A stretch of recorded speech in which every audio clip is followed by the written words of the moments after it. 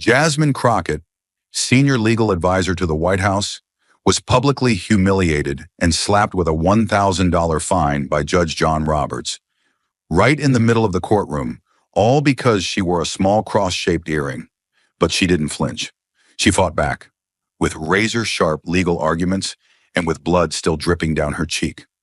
Just days later, Roberts was urgently suspended, and the entire justice system was forced to bow before the truth. So what really happened inside courtroom 6B that sent shockwaves across America? Stay with us. This is a story worth every second of your time. Jasmine Crockett walked into courtroom 6B with quiet confidence. She wasn't there to argue or testify, just to observe. The president had asked her to personally monitor a sensitive case involving religious freedom, and she took the assignment seriously. Dressed in a tailored gray blazer and white blouse, she looked every bit the professional. But one detail stood out: a small silver cross earring. They were small, almost modest, but they meant everything. A final gift from her late mother, worn in courtrooms from Alabama to D.C., not as a statement, but as a memory, as faith carried in silence. Jasmine took a seat in the middle row, opened her phone to take notes, and kept her head down. But Judge John Roberts noticed her immediately. His eyes narrowed the moment he saw the cross. He didn't glance at anyone else, though others wore loud shirts, flashy necklaces, even political slogans. None of them seemed to bother him. Just her. Just that earring. He didn't say a word, yet. But the tension in the room changed. Jasmine felt it. The shift was subtle, but heavy. Something about her presence, or maybe her quiet defiance, had already drawn a line.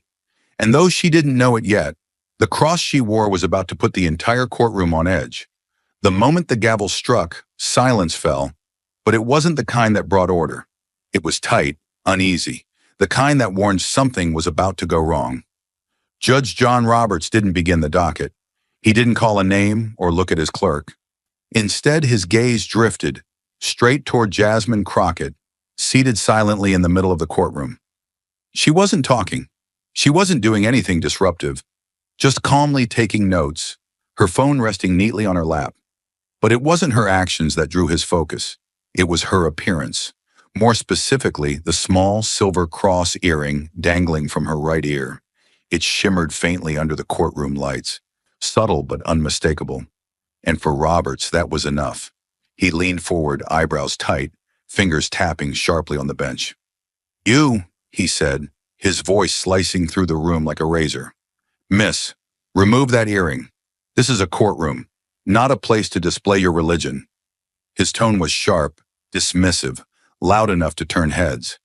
Jasmine looked up slowly, eyebrows slightly raised but face controlled. Around her, a few people exchanged puzzled glances. No one else had been singled out. Not the man in the defund DC hoodie, not the woman in 3 layers of gold jewelry and a neon pink scarf, not even the teenager in a t-shirt that read "God is dead." Just Jasmine, just the woman with the cross. She stood calmly, posture tall and composed. "Your Honor," she replied, her voice respectful but firm, "I'm here on assignment from the President of the United States to observe these proceedings. I haven't spoken out of turn, and I'm not violating any rule." She gestured briefly to the phone in her hand. "I'm simply doing my job." Roberts didn't flinch. In fact, he leaned in further, voice tightening like a vice. "You may think your position gives you special treatment, Miss Crockett," he snapped, "but in this courtroom, I make the rules." His hand gripped the gavel with visible tension. "You'll remove that cross immediately, or I'll consider it contempt." The gallery stiffened. Someone in the back audibly whispered, "Is he serious?" But Roberts didn't care.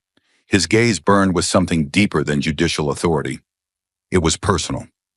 Jasmine hadn't challenged the law. She had challenged him. And now she realized this wasn't about the Constitution.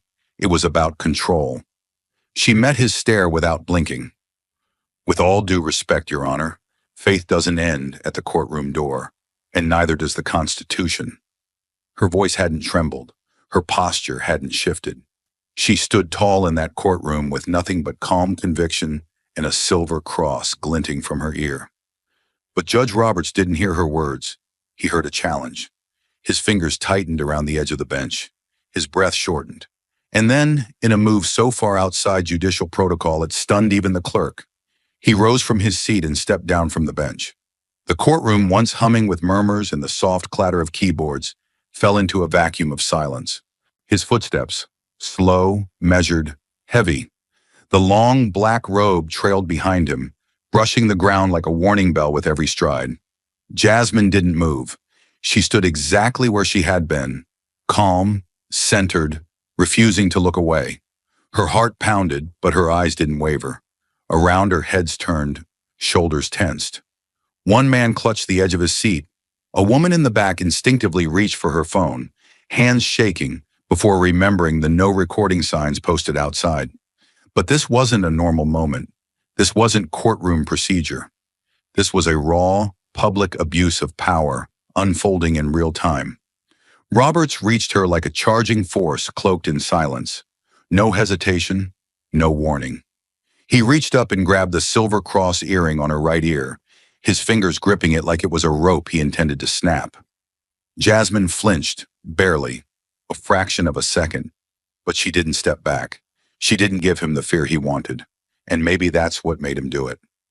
With a sharp jerk of the wrist, he ripped it from her ear.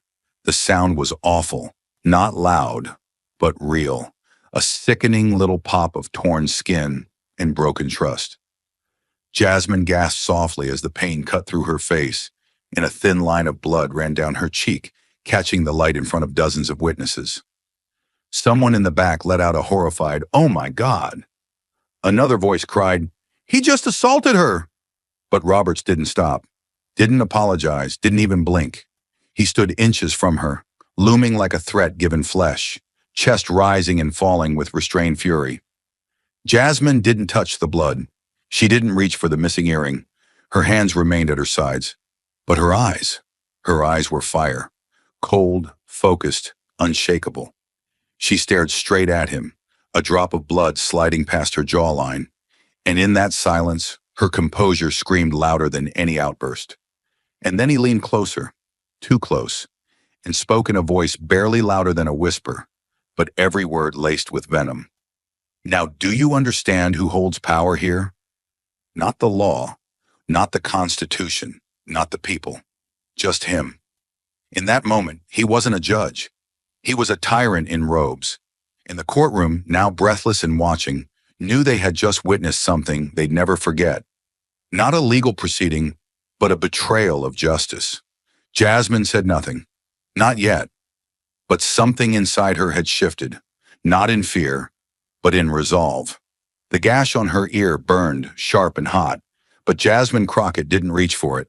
A drop of blood slid past her jaw and landed on the collar of her blazer, staining the white fabric just beneath the seam. She didn't flinch. Her hands remained at her sides, steady. Her breathing was slow, precise. She could feel a dozen eyes on her, some wide with disbelief, others brimming with silent outrage. She could also feel Judge Roberts towering inches away, his chest heaving slightly, the sour sting of adrenaline radiating off him like steam. But Jasmine didn't shrink back. She raised her head, met his eyes, and spoke. Not loud, not emotional, but with a calm so exact it became its own form of violence. "You just used physical force," she said, each word cut from iron. "In a courtroom, a place meant to protect the law, not break it." Her voice didn't rise, but its weight spread through the room like a slow explosion. "Because of this?" She gestured toward her bleeding ear, her tone almost incredulous. "A small silver cross?" Her gaze pierced him. "That wasn't law. That was bias. That was anger. That was control." She stepped back, not in retreat, but in refusal. "This, what you've done, isn't about courtroom decorum. It's abuse of power, and you did it in front of a room full of witnesses." For a split second, the courtroom held its breath again. Judge Roberts's mouth twitched, his jaw clenched tight. You could almost see him struggling to contain something. Rage, panic, or the sudden realization that he had gone too far in front of the wrong woman. He reached for the gavel like it was a weapon. Crack. The sound echoed like thunder, snapping the tension but not the shame. "Enough!" he roared, voice cracking at the edges. "You're out of line." His face was blotchy now, red creeping across his cheeks, his control disintegrating. "You're disrupting this court with your presence, your attitude, and your disrespect for this institution." He didn't pause, he didn't reflect. He just lashed out. "I'm fining you $1,000, he growled, "for contempt of court." Gasps rippled through the gallery. A woman near the back pressed a hand to her mouth. The court clerk stopped typing mid-sentence, her fingers hovering motionless above the keys. Even the bailiff, standing rigid beside the bench, shifted uncomfortably, his eyes flicking from Jasmine to Roberts and back again. They had seen harsh judges before, but this was something else. A personal vendetta disguised as discipline. A man unraveling in real time, using the bench not as a seat of justice, but as a shield for his own bruised ego. The fine landed like a slap, but Jasmine didn't move. She didn't plead. She didn't yield. Instead, she turned, slowly, deliberately, and raised her hand. Not in protest, but in precision. "Your Honor," she said, voice clear and grounded, "you claim to enforce neutrality in this courtroom." Her eyes scanned the gallery, then landed sharply on a young man seated 3 rows ahead, legs stretched, slouched with the kind of casual defiance that usually invited correction. "That gentleman," she continued, pointing calmly, "is wearing a hoodie with a political slogan, 'Resist,' in bold red letters. Yet he's still seated, uninterrupted, unchallenged." She let the moment settle, then shifted her gaze to the opposite side of the courtroom. "And that woman," Jasmine added, gesturing toward a middle-aged woman dressed like she was heading to a cocktail party, "is wearing a necklace the size of a Christmas ornament display. No one has asked her to remove it. No questions, no warnings, no threats of contempt." The gallery followed Jasmine's gaze. Heads turned, eyes flicked back and forth, and an uncomfortable rustling spread like a ripple through still water. "So tell me, Judge," Jasmine said, her voice tightening with restrained intensity, "why is my earring the only thing you find offensive?" For a beat, Roberts said nothing. His mouth was a hard line. His hands clutched around the gavel, flexed slightly with a tremor that betrayed what his robe tried to hide. He wasn't in control anymore. Not of the courtroom, not of the moment, and not of her. The silence was no longer tense, it was damning. Eyes across the room shifted from her to him, then back again. The young man in the hoodie suddenly pulled it down, uneasy. The woman with the necklace shrank in her seat, reaching up instinctively to touch the stones. They knew. Everyone knew. And then, from the last row, a voice broke the silence. Not loud, not angry, just tired and deeply human. An elderly man, slouched in a veteran's jacket worn at the elbows, leaned toward the man beside him and muttered, just loud enough to be heard, "This isn't justice anymore. It's theater. Bad theater." The words rolled through the room like a quiet indictment, and no one laughed. No one scoffed. Because it was true. This wasn't about legal decorum. This was about selective outrage. About a judge who ignored slogans, glitter, and flash, but tore a woman's ear because her faith didn't match his comfort zone. Jasmine didn't speak again. She didn't need to. Her question still hung in the air, unanswered, and now unignorable. The courtroom still pulsed with the aftershock of her question. The blood on her cheek had dried now, but the wound was no longer the most visible injury in the room. It was the silence. A silence that wrapped itself around Judge Roberts like a noose made of facts he couldn't twist. Jasmine stood perfectly still, her breath steady, her voice calm. But what she did next was a direct hit to the very foundation of his authority. She didn't shout. She didn't protest. She did something more dangerous. She cited the law. "Your Honor," she said, her voice steady enough to cut glass, "if this courtroom still claims to operate under the Constitution, then I'd like to bring a ruling to your attention." Her words didn't echo, but somehow every syllable landed with terrifying clarity. "Church of Lukumi Babalu I Virge, City of Hialeah, 1993. A hush fell deeper over the gallery. The clerk blinked. A young man near the back actually mouthed the words to himself, unfamiliar but clearly resonating with weight. Jasmine didn't break eye contact with the man who had just fined her, injured her, and tried to silence her with power. In that case, she continued, the United States Supreme Court ruled that no government official, local, state, or federal, has the right to restrict religious expression unless it directly disrupts public order. She paused just long enough for the words to sink in, her hands still at her sides, her spine straight, her tone never rising. I wore a cross earring, she said plainly. I didn't speak out of turn. I didn't shout. I didn't interrupt. You made it an issue. You disrupted the court, not me. A ripple moved through the room, barely audible but real. And if you're punishing me for my faith without disruption, you're violating binding Supreme Court precedent. That's not courtroom order. That's unconstitutional discrimination. Her words hung in the air like smoke after a gunshot. She hadn't accused. She had proved. Not with opinion, but with precedent. Not with anger, but with law. And for the first time, Roberts wasn't just facing a defiant observer. He was facing a legal mind sharper than his own. His fingers twitched slightly on the gavel. His mouth opened as if to speak, but no sound came out. He blinked. Once. Twice. And Jasmine didn't move. Didn't blink. Didn't gloat. She simply let the facts sit in the silence. In that moment, the courtroom no longer belonged to him. The silence was no longer just tension. It was gravity. Thick, suffocating, almost sacred in how completely it held the room. Jasmine stood in the center of it, a figure of poise and precision, the dried blood on her cheek now less shocking than the truth in her words. She had cited Supreme Court precedent without flinching, and not even the judge dared to challenge it. The courtroom wasn't just still, it was watching, truly watching now, as if everyone present had suddenly remembered what justice was supposed to look like.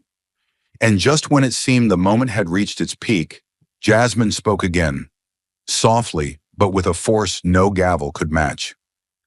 My earring, she began, is smaller than the necklaces and bracelets I see around this courtroom.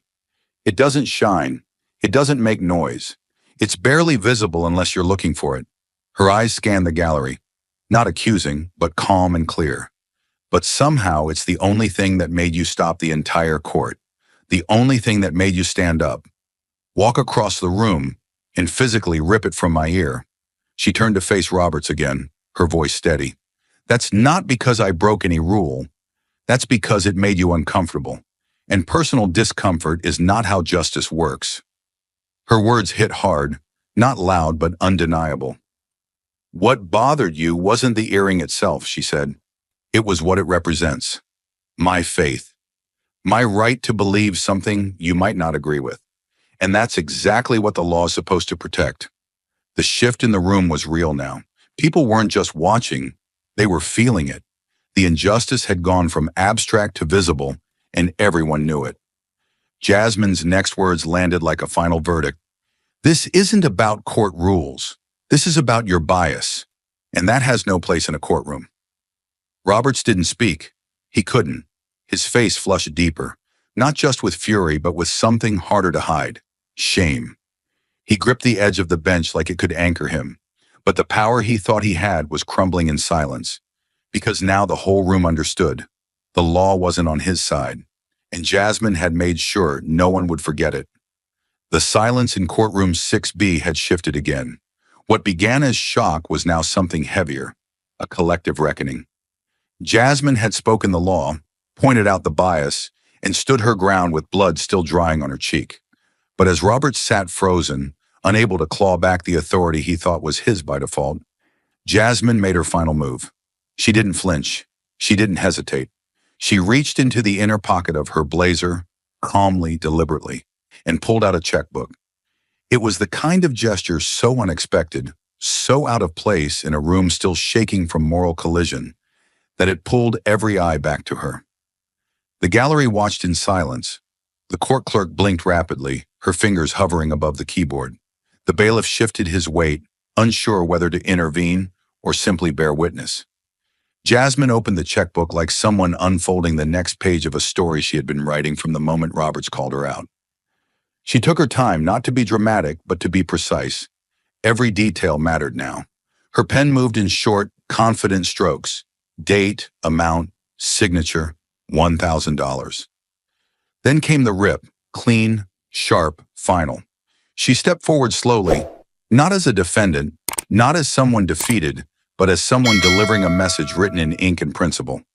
When she reached the edge of the bench, she placed the check directly in front of Judge Roberts. Not tossed, not slammed, just laid down, quietly, visibly, like evidence. $1,000, she said, voice steady. Paid in full, for the crime of wearing a silver cross. She didn't blink. This is no longer just a fine. This, she gestured to the paper between them, is proof that a judge in a United States courtroom chose to punish a citizen for her faith, not for speaking, not for disrupting, but for existing in silent disagreement with his comfort zone. The room didn't move. Roberts didn't move. His hands curled slowly around the edges of the bench, but he didn't pick up the check. He stared at it like it was radioactive, because it was. It was undeniable, permanent, a receipt of his overreach. Around them, the gallery shifted. Some looked away, embarrassed for him. Others stared at Jasmine with a kind of stunned respect. No gavel strike could erase what had just been recorded in real time, in front of dozens of witnesses. And Jasmine hadn't resisted. She had complied, with brutal clarity. She turned the fine into a weapon and placed it right back into the judge's hands. The courtroom hadn't spoken since she laid the check down, but Jasmine knew the real judgment wasn't happening there. Not anymore. That war was moving elsewhere, to inboxes, feeds, and headlines. With a practiced calm, she opened her encrypted legal portal, eyes still forward, face unreadable. She selected the full courtroom audio, capturing every moment from Roberts' first objection to his voice cracking under pressure. She attached a sharp, close-up image of her torn ear, time-stamped less than 10 minutes after the incident. And finally, she scanned and uploaded the fine, $1,000, signed under threat of contempt, for a cross no bigger than a thumbnail. No commentary, no flourish. Just cold, organized truth. She entered the recipient, White House Legal Affairs Division. Subject line, physical contact and religious targeting by federal judge, courtroom 6B. Then she hit send. A few seconds later, she opened X. She didn't follow trends. She created them. Her fingers hovered only for a breath before she typed, ripped out my earring. For my faith. But I've got the evidence. Shepherd, Crossing Court. She hit post. The impact was immediate. At 2:48 p.m., the tweet was live. By 2:51, it had crossed 20,000 views. By 2:56, reporters were texting courthouse clerks for statements. By 3:05, the hashtag #CrossInCourt had erupted across the legal and political landscape like a legal earthquake no one had seen coming. Civil rights attorneys began reposting it with commentary like, if this is true, Roberts is finished. Faith-based legal defense groups chimed in, citing constitutional violations. Legal scholars at Georgetown and Yale reposted the audio she'd embedded through an encrypted link, verifying that the judge had raised his voice, issued a contempt fine for a passive religious symbol, and physically confronted a government official. Jasmine didn't say a word more. She didn't need to. The evidence was speaking now. Major law outlets joined in, Liberty Journal, Constitutional Watch, National Bar Media, each picking up the tweet and dissecting it like it was a leaked ruling. By 3:30 p.m., mainstream headlines began appearing. Federal judge accused of assaulting woman for religious jewelry. Legal firestorm erupts in D.C. after Crossing Court post. White House legal team receives formal complaint after courtroom incident. And then the questions started flooding in, not to Jasmine, but to the judge. Press emails hit the court's public affairs inbox. Cameras began circling the courthouse lawn. Radio anchors debated live whether Roberts should be suspended pending investigation. Former DOJ attorneys began weighing in. The American Center for Law and Justice issued a rare real-time statement. If this occurred as described, it is a serious breach of constitutional protections under the First Amendment and equal protection. We are monitoring this case closely. By the time Jasmine left the courthouse steps at 3:42 p.m., her name had reached cable news scrolls and was appearing in alerts on legal news feeds nationwide. But she didn't smile. She didn't gloat. She simply walked to the curb, phone in hand, and opened a new message, this time addressed to her senior legal advisor in the West Wing. Incident documented, national reaction building. We need to be ready by 6. She hit send, and without ever raising her voice, she had just shaken the foundation of judicial power. As the digital storm outside grew louder, hashtag by hashtag, headline by headline, the walls inside the courthouse began to shift in a quieter, deadlier way. Jasmine's evidence had drawn blood. But what came next wasn't a tweet. It wasn't viral. It was something far more dangerous to a man like Judge Roberts, a sworn testimony from inside his own ranks. Mrs. Eleanor Thompson had been the court clerk in room 6B for 12 years. She'd typed every ruling, scheduled every docket, and handed Roberts his morning coffee more times than she could count. She was discreet, respected, and, until that day, loyal. But what she'd witnessed that afternoon broke something in her. Not just the violence, not just the injustice, the familiarity. She'd seen that face before. That switch in his eyes when he spotted a cross or a headscarf. She'd been writing it down for years, telling herself she was keeping records for consistency. The truth? She had been collecting evidence. That evening, after the courthouse emptied and the noise faded to distant sirens and news vans humming outside, Thompson walked into a secured administrative office on the second floor. She held a worn leather notebook in her left hand, her name badge clipped tight to her cardigan. Her heart pounded, not with fear but with something colder, clarity. She sat down, opened a new misconduct complaint form, and began to write. Under the section Pattern of Behavior, she detailed 23 specific cases over the last 5 years where Judge Roberts had reprimanded or fined people for wearing religious symbols. Small crosses, crucifixes, rosary bracelets, hijabs, crescent pendants. In several cases, he had labeled the symbols disruptive, even when they caused no interruption. Yet in that same time frame, she noted, not once had he reprimanded individuals for secular clothing violations, shirts with profanity, aggressive political slogans, oversized jewelry, or even gang insignias. And she didn't stop there. She scanned the notebook, neatly handwritten pages, margins full of her own shorthand notations. She attached photos where she had discreetly recorded unusual rulings. She included dates, witness names, courtroom docket numbers. Then she wrote her formal statement, slow and deliberate, as if each word weighed more than the last. For over a decade, I've watched Judge Roberts enforce courtroom decorum selectively. When someone walks in with flashy jewelry or inappropriate slogans, he looks the other way. But when it's a cross or a hijab, something changes in him.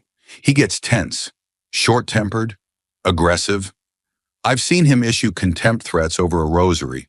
I've seen him make a teenage girl cry for refusing to remove her headscarf. I thought it was coincidence. Then it became pattern. After today, I know it's bias, and I can't stay quiet anymore. She signed it with a trembling hand, but her voice on paper was clear as fire. By 7:12 p.m., her complaint had reached the Office of Judicial Conduct, marked as high priority. A special internal affairs folder was created. R.E. Roberts, John, alleged pattern of religious discrimination. It was flagged for immediate review. That same hour, the chief administrative judge of the district received a sealed packet with the headline summary. New allegations suggest years-long pattern of biased enforcement against religious individuals in courtroom 6B. And behind that report stood not an outsider, not a political enemy, but the one person Roberts trusted to guard the rhythm of his courtroom for 12 years. Now she was the first official voice to break ranks, and the one person who knew exactly where all the skeletons were buried. The dominoes were starting to fall, and this time no gavel would stop them. If Mrs. Thompson's testimony cracked the foundation of Roberts's legacy, James Wilson's statement drove the first nail into its coffin. As the court clerk's report circulated quietly through the Office of Judicial Ethics, a second file landed in their inbox less than an hour later. This one marked confidential declaration, judicial misconduct, security staff statement. The name at the bottom sent a jolt through the administrative chain. Officer James Wilson, Senior Court Security Officer, D.C. District, badge number 714. Wilson had worn that badge for nearly 2 decades. He was the kind of man who knew the creaks of every courtroom bench, the timing of every coffee delivery, the posture of every judge before a decision dropped. He wasn't a lawyer. He didn't quote Supreme Court cases. But his eyes had seen more inside courtrooms than most people would in a lifetime. And what they had seen under Judge John Roberts could no longer stay buried. That evening, he sat in the back room of the courthouse security office, alone, with the hum of a vending machine in the background and a legal pad under his hand. He wrote slowly, clearly, each line more painful than the last, because it wasn't just about what he saw. It was about what he didn't say at the time.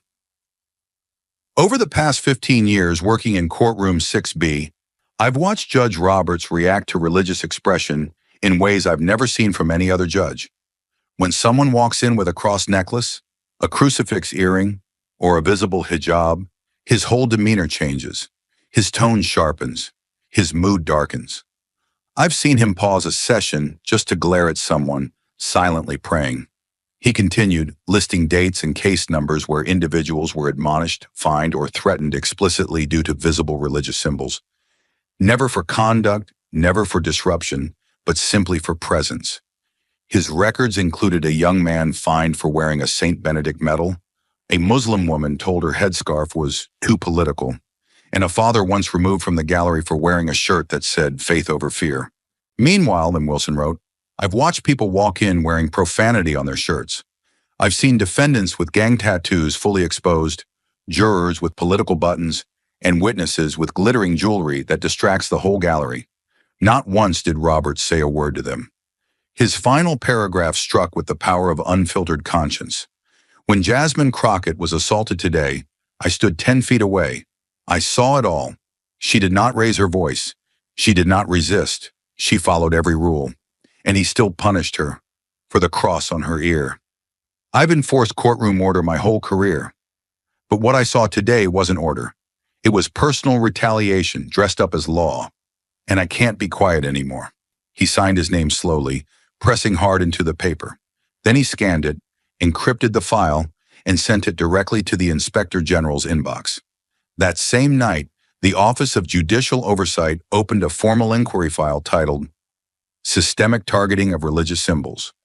Judge John Roberts. 2 first-hand accounts. 2 internal witnesses, neither with anything to gain, both with everything to lose, and both of them finally telling the truth. The walls were closing in faster than anyone had predicted. With Thompson's notebook published internally and Officer Wilson's testimony, now part of an official ethics investigation, the storm outside the courthouse had turned into a Category 5 political and judicial crisis. The hashtag number sign crossing court was no longer just trending. It had breached national primetime news. Commentators, legal scholars, and faith leaders were calling for immediate accountability. And within the marble corridors of the D.C. Judicial Oversight Council, the pressure had become unbearable. By 9 a.m. the following morning, the council held an emergency closed-door meeting, each member armed with a dossier filled with witness statements, screenshots, and judicial history charts. A red folder marked Roberts' Immediate Review sat at the center of the table. Jasmine's tweet had opened the door. The clerk and bailiff's testimonies had shattered the lock. Now, with more than 24 verified complaints under scrutiny and mounting public outrage, the council's hands were tied. At 10:32 a.m., a statement was quietly uploaded to the council's official site, just 42 words long, but its impact would ripple across the country. Effective immediately, Judge John Roberts is suspended from all judicial duties, pending formal investigation into allegations of discriminatory enforcement and misconduct. The council will review the matter under accelerated procedure. No press conference, no spin. Just a clean surgical incision into the career of a man once thought untouchable. Minutes later, the news broke wide. Every major network interrupted programming. Anchor desks read the bulletin with visible disbelief. On X, the hashtag number sign Roberts suspended surged into the global top 5. And inside courtroom 6B, where a new judge was hastily assigned to the morning calendar, Roberts' nameplate had already been removed. The bench was empty, and the man who had ripped an earring from a woman's ear in the name of order was now stripped of the authority he once wielded like a weapon. The suspension of Judge Roberts wasn't just a headline, it was a signal, a pressure valve finally releasing after years of whispered stories and redacted reports. The legal system in D.C. had weathered controversy before, but nothing like this. This time, the system itself was under the microscope. And it wasn't because of a leaked document or a political scandal or even a courtroom outburst. It was because of a single earring, ripped from the ear of a woman sent by the White House to observe justice. By noon the next day, the D.C. Judicial Oversight Commission convened a special emergency assembly. What had begun as a personnel matter was now a systemic crisis. With public pressure mounting and media scrutiny intensifying by the hour, the commission issued a sweeping declaration. Effective immediately, the commission is launching a full investigation into religious bias and uneven application of courtroom decorum policies across all D.C. district-level courtrooms.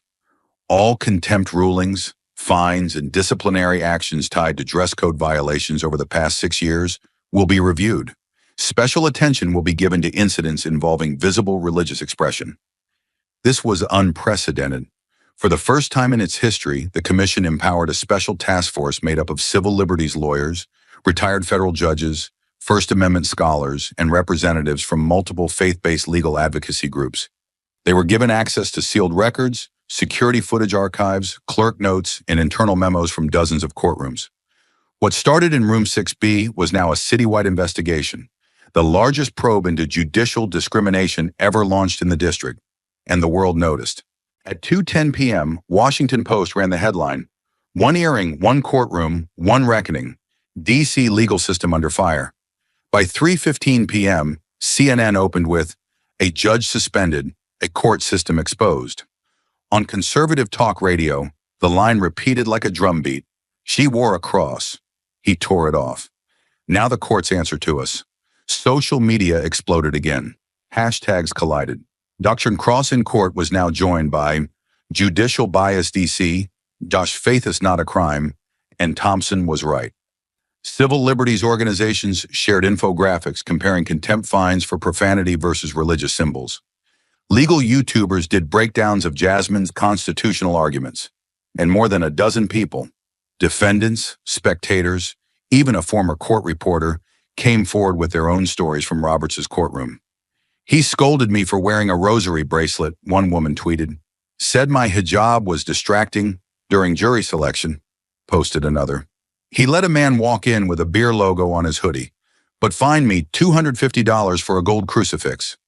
Each story added fuel, but one image returned again and again. Jasmine Crockett's silver earring, small, elegant, stained with blood, now reprinted in national op-eds and legal journals as the symbol of a much larger reckoning.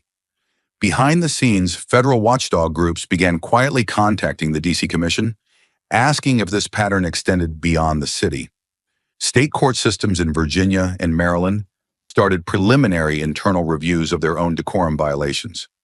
Faith-based attorneys nationwide called on the U.S. Judicial Conference to consider updating training on religious expression in the courtroom. And amidst it all, one quote spread across social media from a New York Times editorial posted late that evening. "In America, a judge is meant to wear the robe of law, not the mask of personal bias." What happened in courtroom 6B wasn't just misconduct, it was a mirror. And now the entire justice system must look into it. The investigation had begun. The spotlight wasn't leaving. And the silence that once protected injustice, it was shattered. The investigation was no longer just a headline. It had become a fire alarm ringing through the halls of every courthouse in the District of Columbia. What started in room 6B with a ripped earring and a bleeding ear now echoed inside the chambers of the D.C. Judicial Council, where high-ranking officials gathered for an emergency policy summit. The evidence was irrefutable, the outcry undeniable. The reputation of the entire court system hung by a thread, and that thread was unraveling in full view of the American public. It wasn't just about Judge Roberts anymore. It was about the rules that allowed men like him to operate unchecked for years. And finally, that was about to change. Inside a packed hearing room, draped in the seal of the district judiciary, Chief Justice Eleanor Keene stood before a row of anxious press and court employees. She adjusted her glasses, cleared her throat, and began reading from a printed statement, her voice steady, but with an undercurrent of reckoning. Effective immediately, the D.C. Judiciary hereby enacts a district-wide policy revision regarding religious expression within courtrooms. No individual shall be fined, penalized, or reprimanded for the display of any religious symbol, be it a cross, hijab, Star of David, scripture pin, or other faith-based accessory, unless there is clear, documentable evidence that such display directly disrupts court proceedings. She paused. Cameras clicked. Notepads flew open. The room was silent but charged, as if waiting for something bigger. Furthermore, she continued, every judge, clerk, bailiff, and courtroom officer across all D.C. courts will undergo mandatory First Amendment training with a focus on religious freedom, neutrality, and bias de-escalation protocols. This training will be supervised by constitutional scholars and civil rights attorneys selected by an independent ethics panel. The announcement dropped like a thunderclap. It wasn't just policy, it was a confession that the system had failed, and it would no longer look away. A 5-person review board would monitor implementation, and performance evaluations would now include adherence to the new protections. Any future violations would trigger automatic review, with consequences up to suspension or removal from the bench. Legal circles reacted instantly. The ACLU called it a necessary course correction rooted in constitutional law. The First Liberty Institute issued a statement. This is a win for every American who has ever felt silenced for their beliefs. Law students from Georgetown to Howard flooded social media with support, citing the change as the beginning of courtroom accountability in the modern era. But beyond the legalese, beyond the institutional language, something more powerful was happening. Across D.C., laminated posters began appearing at the entrances of every courtroom. They were simple, bold, and unmistakable. At the top, in all capital letters, religious freedom is not a distraction, it is a right. Beneath it, the First Amendment printed in full. At the bottom, a final line. This courtroom abides by the Constitution, and so will its officers. Clerks stood in line for the new training, some quiet, some shaken. Bailiffs asked questions they'd never dared before. Young judges scribbled notes with a kind of humility their predecessors never showed. And for the first time in years, people of faith entered courthouses not with fear, but with documentation on their side. And somewhere in the heart of D.C., Jasmine Crockett watched the policy change scroll across her screen. She didn't smile. She didn't gloat. She just whispered under her breath, "About time." Because the policy may have been new, but the injustice it addressed had always been there. And now, thanks to one cross, one moment, and one woman who refused to stay silent, the law was finally listening. The ink on the new D.C. courtroom policy was barely dry when the next headline sent a jolt through the national legal community. What Jasmine Crockett had started as a mission of observation had transformed into something no one, including her, had fully anticipated. It was no longer about a courtroom or a judge. It was about power, reform, and who would hold the gavel next. And this time, it was her. Just 5 days after the D.C. Judicial Oversight Council announced mandatory First Amendment training for all court staff, a second, higher appointment dropped like a controlled explosion across political circles. The White House released a single-line memo delivered to every major outlet before sunrise. Effective immediately, Ms. Jasmine Crockett is appointed to the Federal Commission on Judicial Reform and Ethics, where she will serve as Senior Oversight Liaison, with nationwide authority to review and recommend policy on courtroom conduct, constitutional compliance, and judicial bias.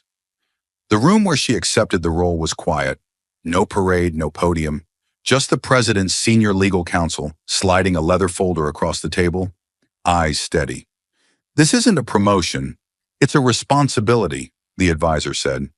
"What you exposed in room 6B, it's not isolated. We need someone with teeth, clarity, and memory." Jasmine nodded, signing her name with calm precision. She didn't crave power, but she'd learned how to wield it. Her official mandate included reviewing complaint data across all federal circuits, opening channels for whistleblowers to report faith-based targeting without retaliation, and leading a new 5-member review board to oversee courtroom compliance in real time. For the first time in history, a black woman, one who had been dragged through the fire for wearing a cross, would now have oversight over judges who once thought their robes made them untouchable. The announcement shook the legal establishment. Some praised her as a symbol of justice sharpened by fire. Others called it political theater. But none could deny her qualifications, or the paper trail of evidence that had pushed a federal judge into suspension and triggered new courtroom policy in less than a week. Within 48 hours of the appointment, 2 of the largest and most politically powerful states in America followed suit. Texas was first. Governor Davis, under pressure from both evangelical voters and civil rights groups, held a press briefing flanked by state judicial leaders. Behind him was a banner that read, "Faith is not contempt." The governor spoke bluntly, "We've seen what happened in D.C., and we're not waiting for the same fire to come here. Texas will establish its own state judicial ethics task force, modeled directly after the one Crockett now leads federally. Every courtroom in this state will be reviewed. No one gets to hide behind the bench anymore." Florida followed hours later. Governor Martinez, normally resistant to federal mimicry, surprised everyone when he held up a copy of Jasmine's viral tweet, "Ripped out my earring for my faith," and read it aloud to a room full of reporters. If we had seen this happen in one of our courtrooms, we would have been ashamed. So we're getting ahead of it. Florida is adopting the new federal courtroom decorum standards, and we're inviting Jasmine Crockett to address our Judicial Leadership Summit next month. She hadn't even unpacked her new office, and already 2 major states were rewriting their judicial playbooks based on her case. But Jasmine remained grounded. She didn't let the headlines inflate her. She remembered the sting of her ear, the hum of the courtroom, the way the air died when the judge stood over her. She didn't seek revenge. What she wanted, what she now had, was a position to protect the next person like her. Someone sitting quietly in a courtroom, wearing a symbol of faith, unaware they were moments away from becoming the target of unchecked power. Inside her temporary office on the top floor of a federal annex building, Jasmine pinned a copy of the courtroom transcript to the wall. Below it, she taped her $1,000 fine receipt, now voided but framed. Beside it, a high-resolution photo of her torn ear. And beneath all of that, a printout of the policy she helped rewrite. This wasn't a trophy wall, it was a war map. Each piece marked a battle fought and won, and a reminder, this wasn't over. Back at the courthouse in D.C., word of her federal appointment traveled fast. Clerks whispered it between case files. Bailiffs nodded quietly when they heard her name. And those who once rolled their eyes at her presence now scanned their conduct a little more carefully. And in courtrooms across Texas, judges began asking new questions. Do we have religious dress code guidelines in writing? What's our audit trail on contempt citations? Can someone forward me that federal memo? The ripple was real, and it was growing. Journalists ran editorials calling her the accidental architect of judicial reform. Law school professors added her case to their syllabi. Religious freedom organizations launched outreach campaigns built around the phrase she had made famous. Faith is not disruption. Faith is not contempt. At a press conference later that week, a reporter asked her, "Jasmine, do you feel vindicated?" She smiled, but only briefly. "No, I feel obligated," she said. "Vindication is for the past. This role is about the future." And as the cameras snapped, her voice lowered, but her eyes stayed sharp. "We're not here to punish judges. We're here to remind them that justice wears no blindfold if it can't see through its own bias." That quote became the new banner across the homepage of the Federal Judicial Ethics Commission website. Because in the aftermath of outrage and blood, of silence broken and robes stripped of immunity, one truth remained unshakable. Jasmine Crockett didn't rise to power. She was dragged into it. And now that she stood there, she wasn't leaving. The sun had begun its slow descent behind the Capitol dome, casting streaks of amber in deep rows across the skyline. Inside the White House, in a modest office far from the cameras and headlines, Jasmine Crockett stood alone. The office wasn't grand. No gold trim, no portraits of past presidents, just neutral walls, a leather armchair, and a large window overlooking Pennsylvania Avenue. But what it held now, on one side of that clean wall, was history. She lifted a small frame with both hands. Inside it, a single document. The $1,000 fine receipt, the very one Judge John Roberts had imposed on her, hand trembling with rage, in front of a room that dared not speak. The paper still bore a faint smudge from the bailiff's fingerprint and a dark ink streak across the judge's signature. She hadn't wiped it clean, because nothing about that day was clean. Jasmine ran her thumb along the edge of the frame, steadying it against the wall. She didn't need a level. Her eye knew balance. She had found it the moment she refused to back down. She pressed the hook into the drywall and hung the frame at eye level, not for decoration, not for pride, but as a silent warning, a message, a line. Here is where the system blinked, and I didn't. She stepped back, her arms folded across her chest. Her blazer was the same deep navy she'd worn the day of the hearing. This time she wore no jewelry, no cross, no earrings, only resolve. Then the encrypted line on her desk buzzed. She picked it up without flinching. The voice on the other end needed no introduction. "Jasmine," said the president, his tone low, almost reverent. "You didn't just observe the courts. You didn't just file a report. You held up a mirror to a part of the justice system that stopped recognizing its own face." She listened quietly. "They tried to humiliate you, to reduce you to an ornament, but instead they crowned you the conscience of a courtroom, and maybe the whole damn country." Her reply came softly but firmly. "All I did was stand still while someone tried to take what wasn't theirs to touch." There was silence on the line. Then with surprising emotion, the president added, "You didn't just wear a cross. You carried it all the way through." They talked for another few minutes. Briefings, next steps, legal language Jasmine had grown fluent in out of necessity. She had become more than a lawyer, more than a reformer. She was a living reminder of what happens when one person says, "No, this stops here." After the call ended, Jasmine didn't sit. She turned to the window, hands clasped behind her back, and gazed out at the city that had tried to swallow her whole. Her eyes tracked the motion on the street, lawyers with briefcases, aides racing across intersections, a tourist snapping photos of the fence. Everything looked normal, but she knew better. Nothing would be normal again. Slowly, she raised her right hand and touched her earlobe. The skin had healed, but the memory hadn't. The sound of the earring tearing away, the hot sting. The moment time seemed to freeze. That silver cross, small, personal, sacred, had been stolen off her body like contraband, but it hadn't been silenced. If anything, it had grown louder. It had whispered into newsrooms, boardrooms, courtrooms. And now it whispered back to her, "You're still here." Behind her, the fine glinted faintly in the soft evening light. It wasn't a badge. It wasn't a trophy. It was evidence. Evidence that she had stood in the fire and refused to move. That she had used the very punishment meant to shame her as the first brick in a new foundation. There was a knock at the door. Her aide stepped in, breathless.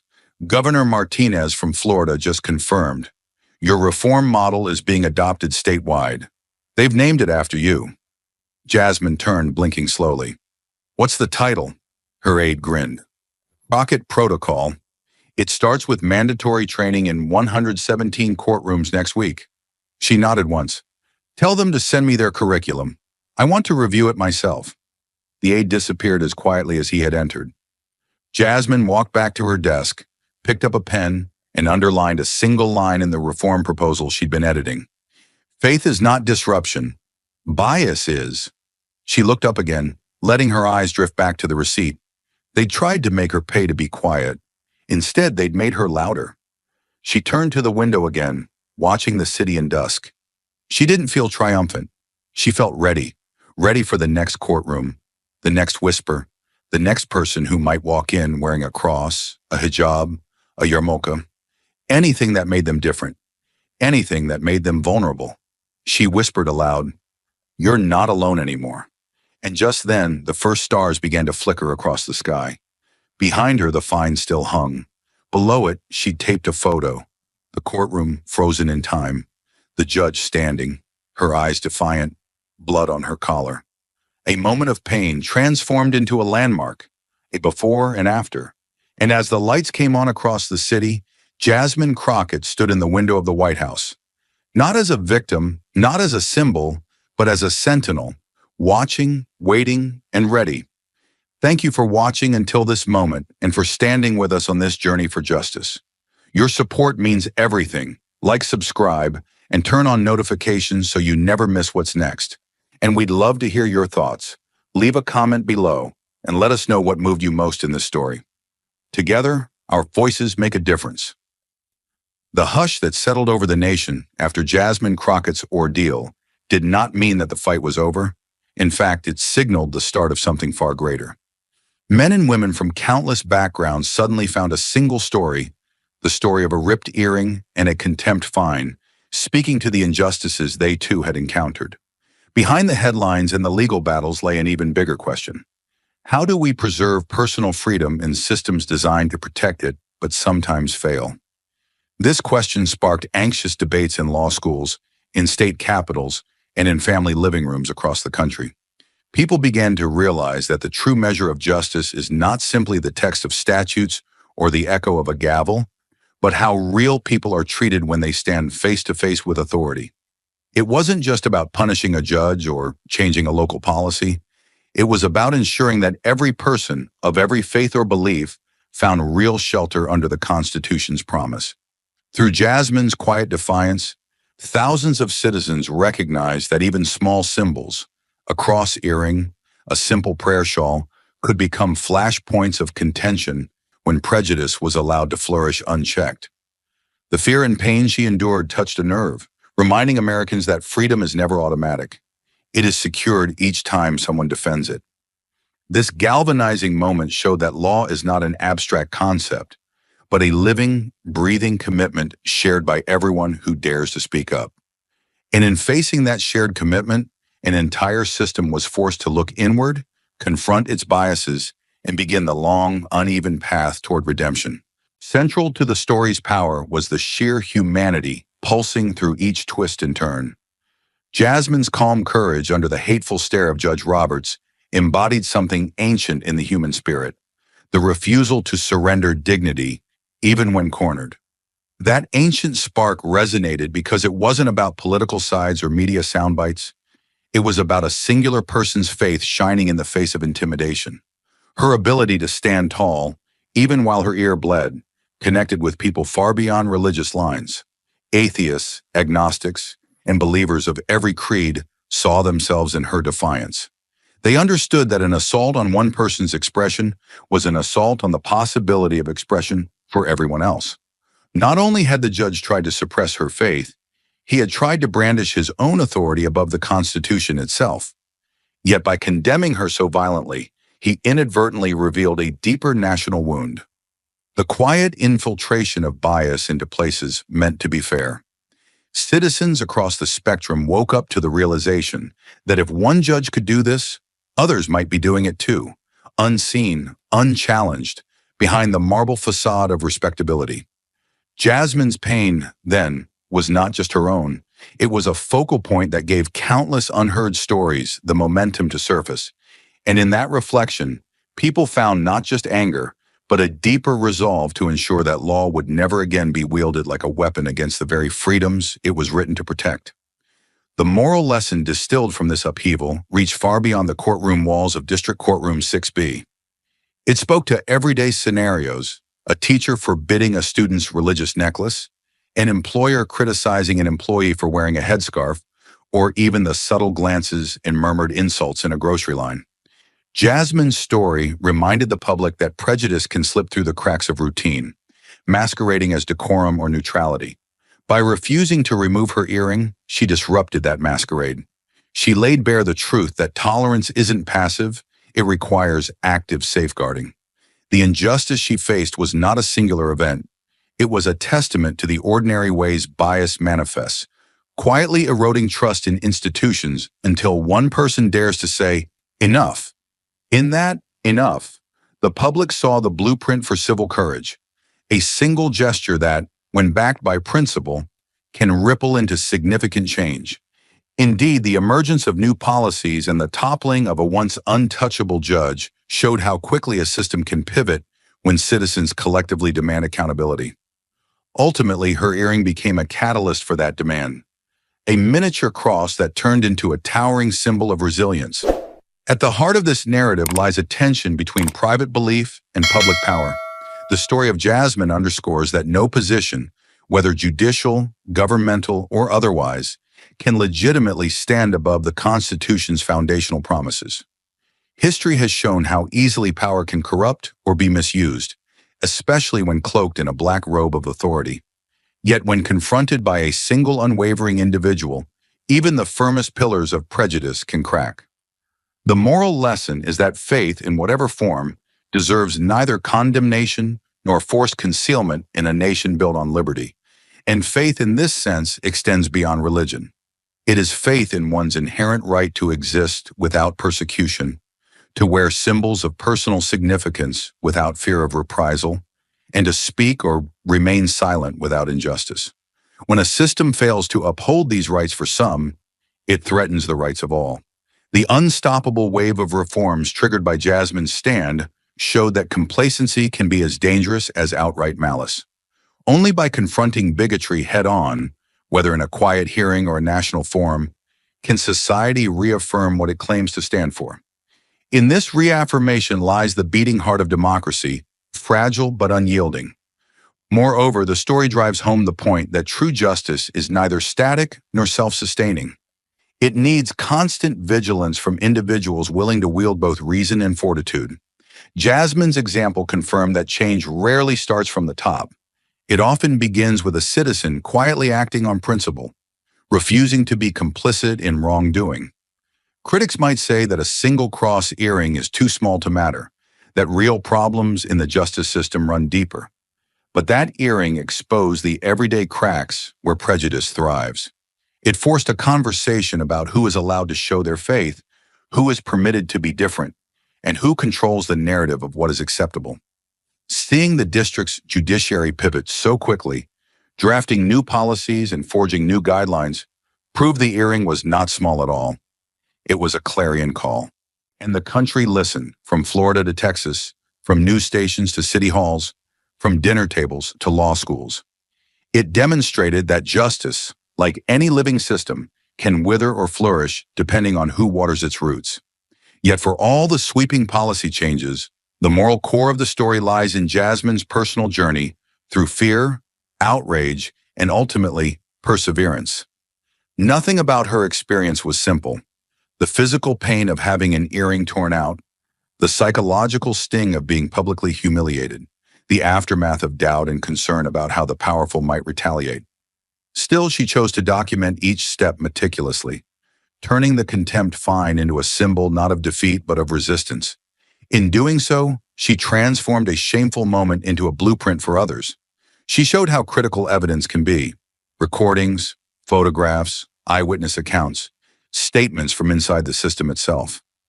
These elements collectively dismantled the smug belief that the system would protect the powerful at all costs. The unstoppable wave of witnesses, clerks, bailiffs, prior defendants, formed because her resolve lit the way. Through her calm tenacity, Jasmine proved that truth, once visible, can topple fortresses built on silence. An essential takeaway is that real progress often requires the bravery to stand alone before others stand with you.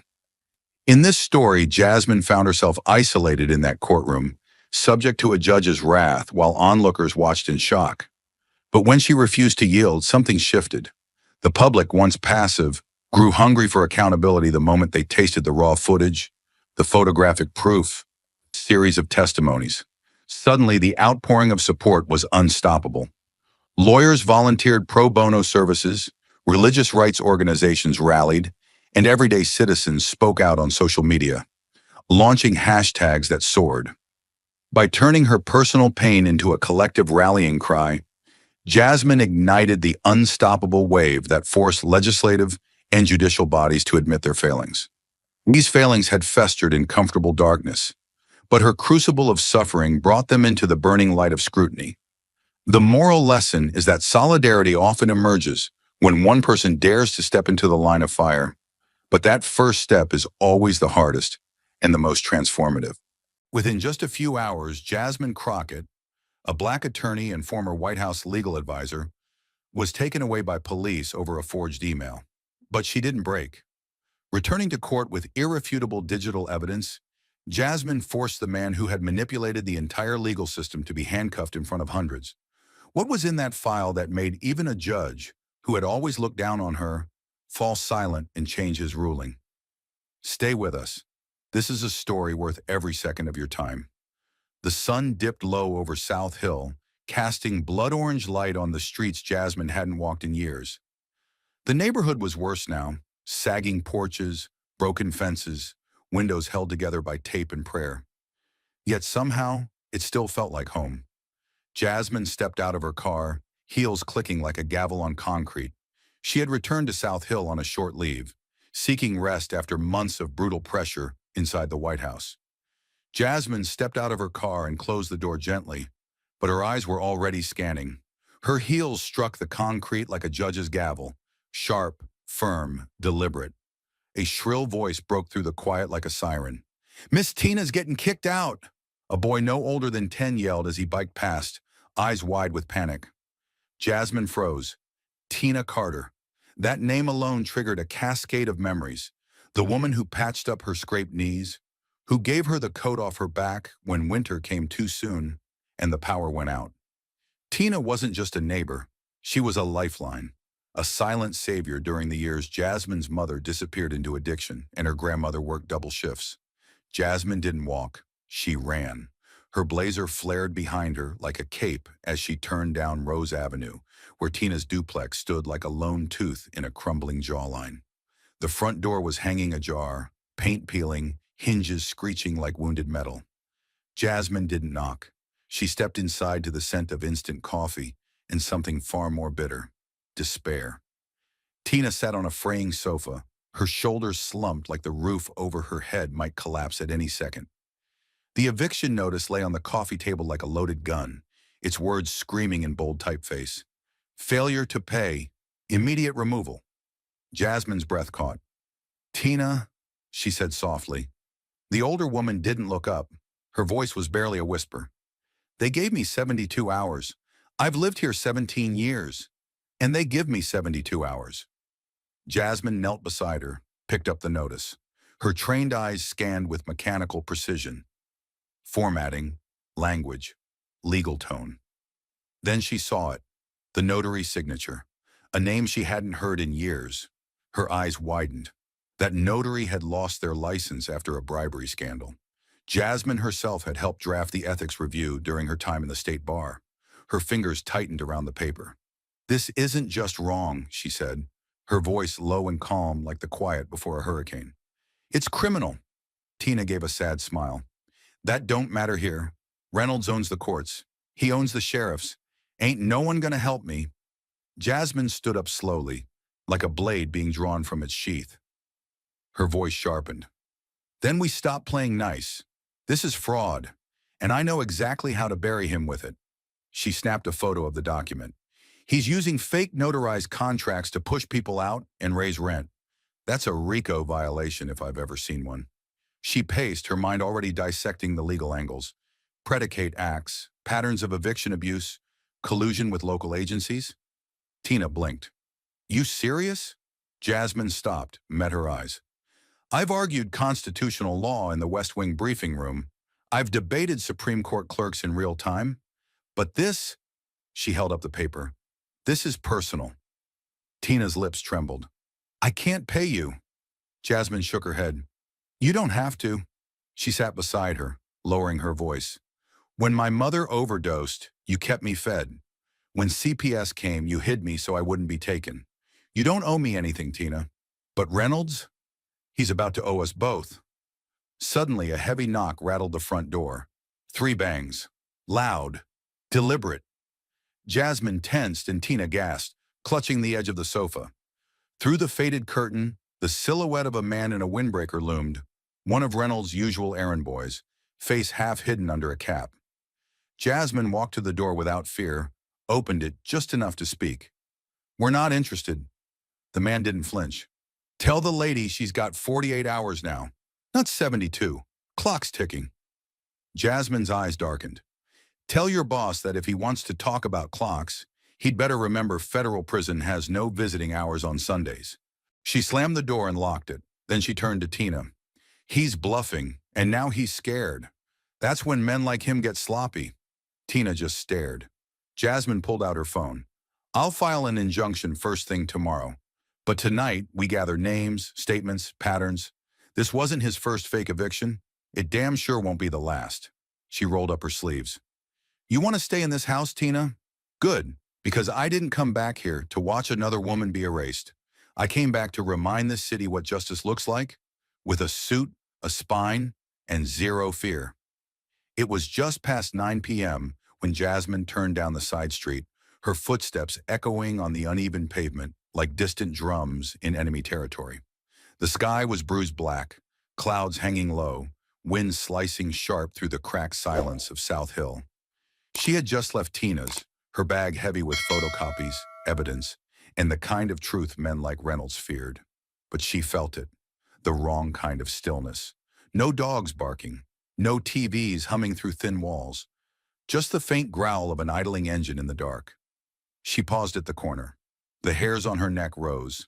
That's when the SUV pulled out of the shadows, its headlights off, its paint job glossy and arrogant.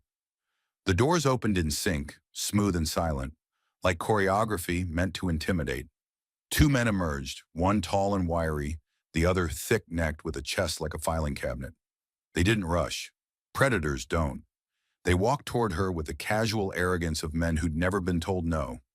Jasmine stood her ground, one hand tightening around the leather strap of her briefcase, the other loose at her side like she was waiting for a better reason to fight than fear.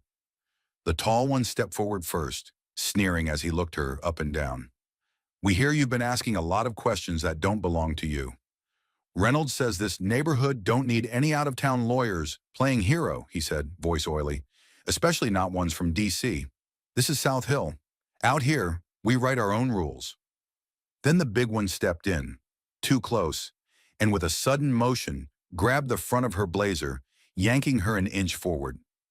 You keep pushing this, he said, and you won't be catching flights back to Washington. You'll be catching fists. Jasmine didn't blink, not once. She met his eyes like she was staring down a dying fire, unimpressed, unmoved. If Reynolds had any legal ground to stand on, she said, voice quiet but slicing like piano wire, he wouldn't need thugs in back alleys. He'd let the court speak for him. She slowly raised her hand and pried his fingers off her blazer one by one. Cold, precise, like dismantling a loaded weapon. Tell him this, she added, stepping back without ever breaking eye contact. The Constitution doesn't take sick days, and neither do I. For a split second they froze. Something in her tone, a mix of threat, truth, and complete control, rattled them more than they'd admit. The big one flexed his hands, unsure. The tall one scoffed and muttered, She's got no idea what she's walking into. Then they turned and left, slipping back into their black vehicle like shadows swallowing themselves. Jasmine stood still long after the engine faded. Her heart was pounding, but not from fear, from clarity. This wasn't just about Tina anymore. This was a war against corruption, silence, and men who'd built their power on fear. She adjusted her collar, smoothed her blazer, and kept walking. Not faster, not slower, just forward, like someone who knew exactly what kind of storm she was about to bring. What began as a quiet return home had now escalated into a full-blown legal war, and by morning, Jasmine Crockett wasn't just back in South Hill. She was standing in court, alone, facing a system that had already decided she didn't belong. The courtroom felt like a furnace despite the early hour. Wood-paneled walls soaked in decades of quiet power, the smell of wax and ink mixing with tension so thick it vibrated. Jasmine Crockett stepped through the heavy doors with the confidence of someone who'd argued before federal judges and advised cabinet secretaries. But this wasn't D.C. This was South Hill, where justice moved slower, heavier, and more corrupt. Her heels clicked with precision across the polished floor, echoing through a room already filled with murmurs and sideways glances. Every seat was taken. Neighbors, reporters, court staff, and a few men in tailored suits who didn't belong, but carried the air of people used to deciding things in back rooms. Jasmine didn't look at any of them. Her eyes were locked ahead, jaw set, spine straight, the crisp lines of her tailored charcoal suit unbending. She stopped at the defense table, placed her binder down with care, and greeted Tina Carter with a brief but reassuring nod. At the bench sat Judge Gerald Patterson, as immovable as the wooden gavel resting near his fingertips. He was the kind of judge who wore his bias like a badge. White hair perfectly parted, robes spotless, and a face that hadn't smiled since the Carter administration. He peered down over his bifocals, his tone dipped in contempt and barely veiled disdain. "Miss Crockett," he said, pausing just long enough to let the name hang. "You must be used to how things work in Washington. But let me make one thing clear. You're not there anymore. This is South Hill." His gaze sharpened. "You think this courtroom runs on headlines and handshakes? Let me remind you, we judge cases here by law, not by reputation." A few people chuckled behind her. Reynolds grinned. The message was clear. This wasn't her turf, and she wasn't welcome. Jasmine didn't react. Not a blink. Not a twitch. She simply stepped forward, her voice calm and steady like ice before the crack. "Thank you, Your Honor," she said, her tone clipped but respectful. "I came here with no press, no entourage, and no agenda, just facts. If the law is what governs this courtroom, then I have every confidence it will do its job." Patterson's lips thinned, clearly unused to being spoken to with such precise defiance. Behind Jasmine, Tina gripped the edge of her seat so tightly her knuckles turned white. This wasn't just a court hearing to her. It was her entire life hanging in the balance. And everyone in that room knew it. Jasmine turned back to the bench, lifting the forged eviction notice high enough for the court to see. "This document," she said, "is a lie. And I'm going to prove it, not with status, but with evidence." The room fell quiet. Even Patterson leaned in slightly. For the first time since she walked in, someone was listening. Jasmine knew the deck was stacked. She knew the judge wasn't neutral, the opposing counsel was entrenched, and the man behind it all, Robert Reynolds, had been rigging outcomes in this county for over a decade. But none of that mattered. She was here, and she had no intention of leaving quietly. For a brief, flickering moment amid the tension of the courtroom, Jasmine's eyes drifted, not out of distraction, but into memory, sharp and visceral. She was 9 years old again, seated cross-legged on the faded linoleum of her grandmother's kitchen, the television buzzing low in the corner, with yet another story about a black teenager thrown to the pavement by a white officer. No one in the news anchor's voice sounded surprised. No one said the boy's name with dignity. Jasmine had asked the question no child should have to ask. Why didn't anyone stop them? Her grandmother, Miss Ruth, stood over a pot of greens and cornbread, apron dusted in flour, but the pause in her stirring said more than words. When she finally turned, her eyes were tired, not from age but from truth. "Because this country don't have rules for people like us, baby," she said, kneeling so they were eye to eye. "It's got rules against us. That's the difference." Jasmine remembered how that sentence sat in her chest for days, a heavy ache she couldn't name. Miss Ruth had pulled a thick book off the shelf, a worn copy of the U.S. Constitution annotated in blue pen and coffee stains. She set it in Jasmine's lap like she was handing her a weapon. "This ain't perfect," she said, tapping the cover. "It's been twisted, ignored, used like a whip more than a shield. But if you learn it, if you really learn it, you can make it answer to you." From that day forward, Jasmine had read it like scripture. At age 10, she was quoting housing law at the city library. By 12, she was writing rebuttals to school suspensions. And by 15, she'd filed her first complaint to the school board on behalf of another student.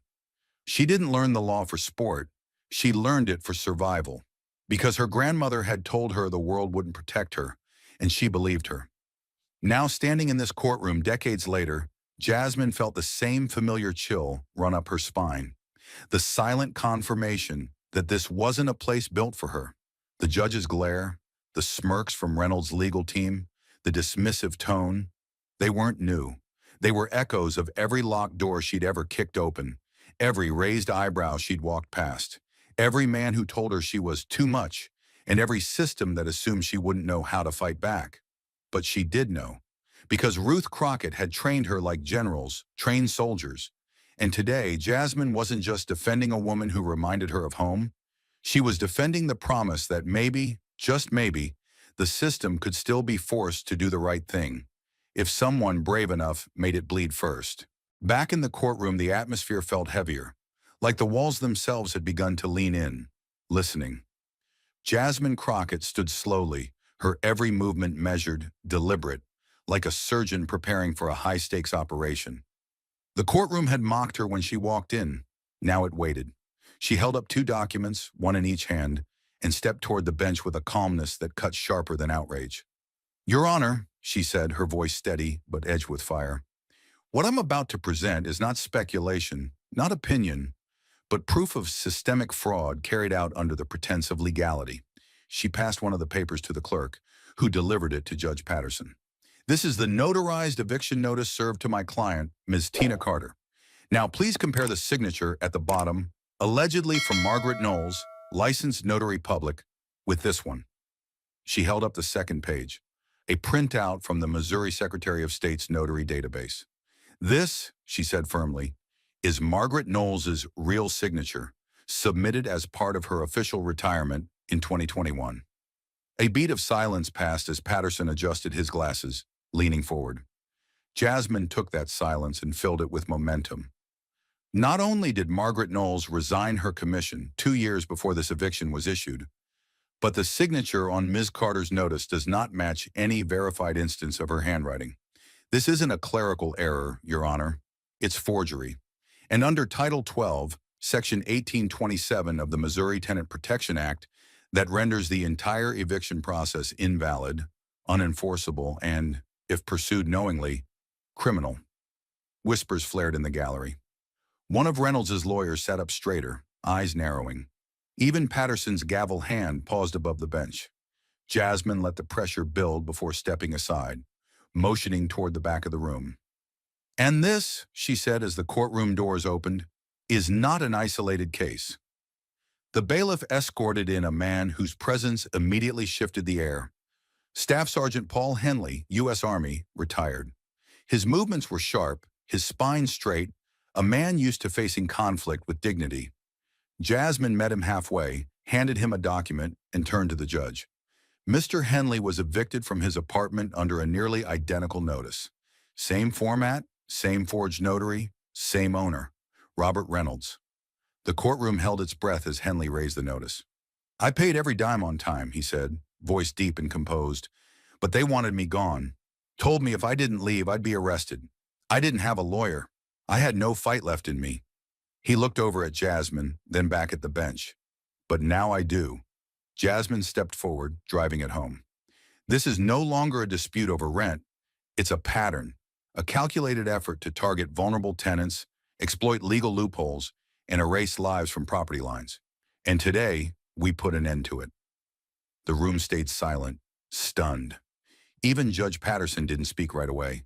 For the first time since the hearing began, he looked uncertain. And Jasmine knew she just cracked the surface of a machine that had gone unchallenged for too long. Reynolds's lead attorney, a silver-haired man with a voice like polished steel, rose from his chair with the smug confidence of someone who'd never lost a case in this courtroom. He straightened his cuffs, walked to the center of the floor, and gave Jasmine a condescending glance before turning to the judge. "Your Honor," he began, loud enough for the gallery to hear, "Miss Crockett's theatrics aside, the law is quite clear." He flipped open a leather-bound statute book and tapped a highlighted line.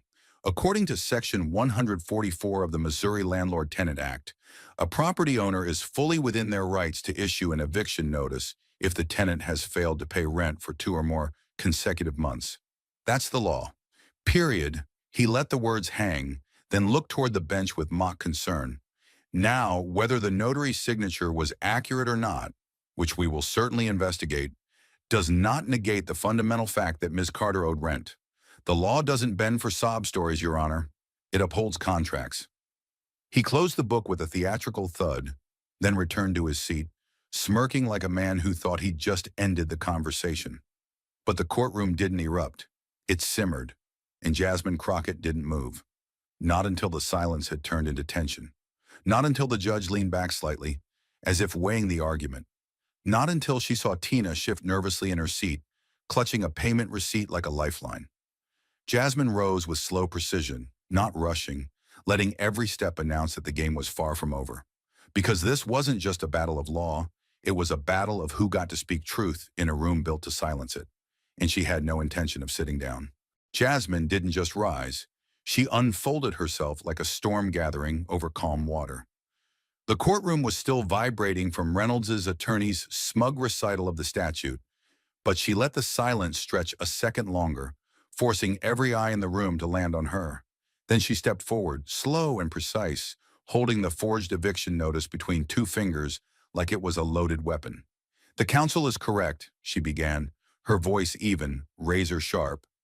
"Section 144 does permit eviction proceedings if, and only if, rent has not been paid for 2 consecutive months." She paused, pacing slightly, then turned to the judge and held up the notice for all to see. "But that rule is meaningless if the process used to enforce it is corrupt from the ground up. This isn't just a mistake. This is a document notarized by someone who no longer holds a valid license. A woman who, by state law, cannot legally authorize anything." She walked toward the judge's bench, her tone rising with force. "Your Honor, what's in my hand is not a legal notice. It's a piece of paper soaked in fraud. And the law, real law, is clear. No eviction can proceed without a valid, verified, and legally binding notice. This one fails every standard." Then she turned, letting the document fall onto the table with a hard slap that echoed off the courtroom walls. "So yes, Mr. Reynolds may claim Ms. Carter was behind on payments, but this eviction was not about payments. It was about power. It was about using fake paper and official stamps to intimidate someone he assumed wouldn't fight back." The courtroom broke into a low electric murmur, shoulders shifting, eyes darting, whispered voices rising like smoke. It wasn't chaos, not yet, but it was movement, the kind that only happened when truth landed like a punch no one saw coming. The jurors looked stunned. A few spectators leaned forward in their seats, the earlier smirks now wiped clean from their faces.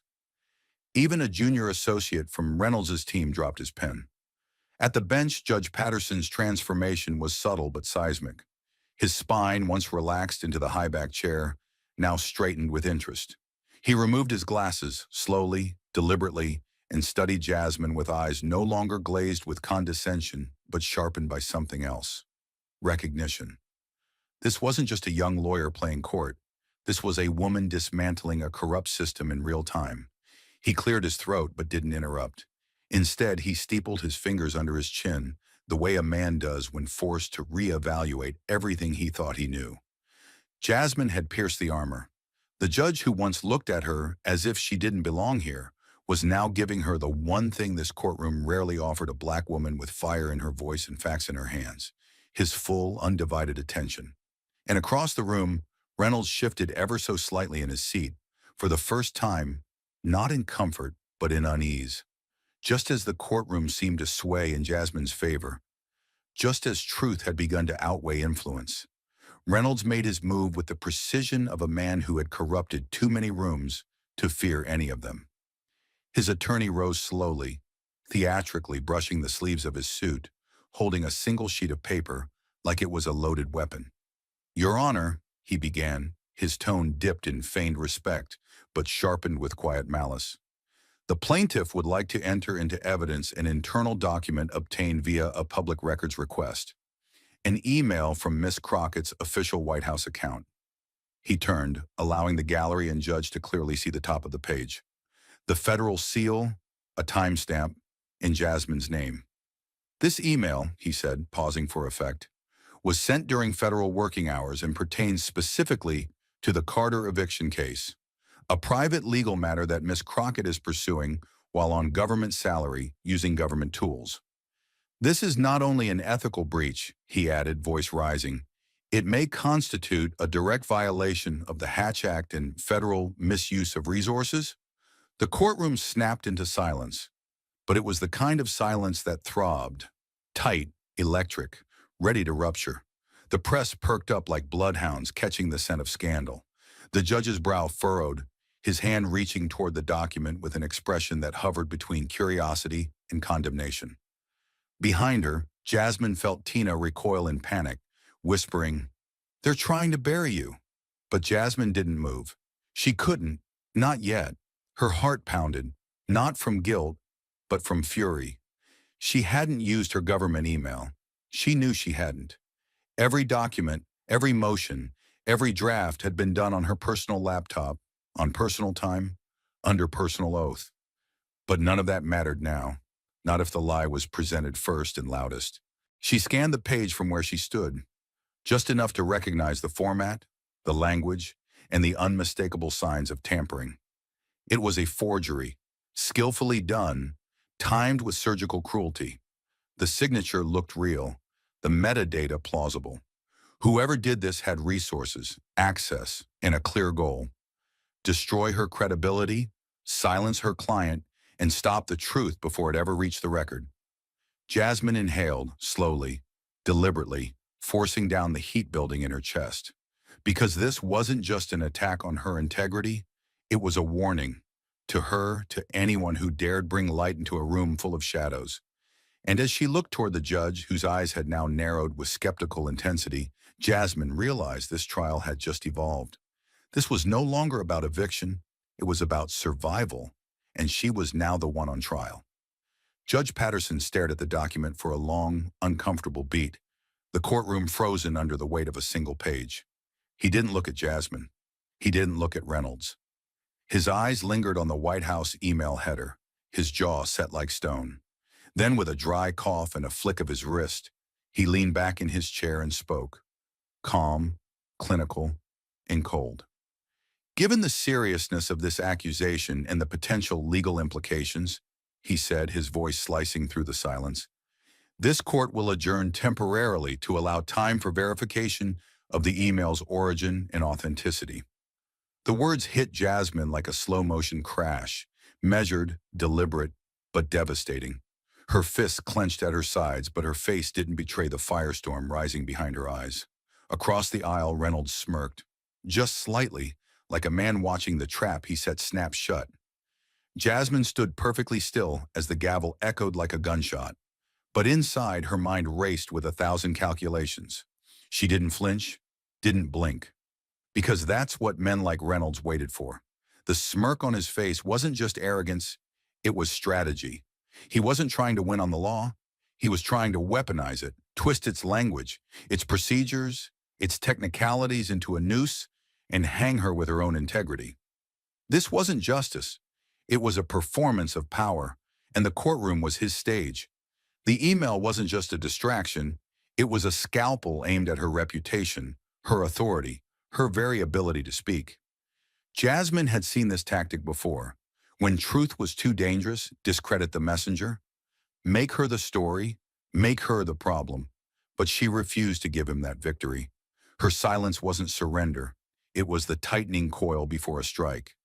Reynolds thought he could bend the law to crush her.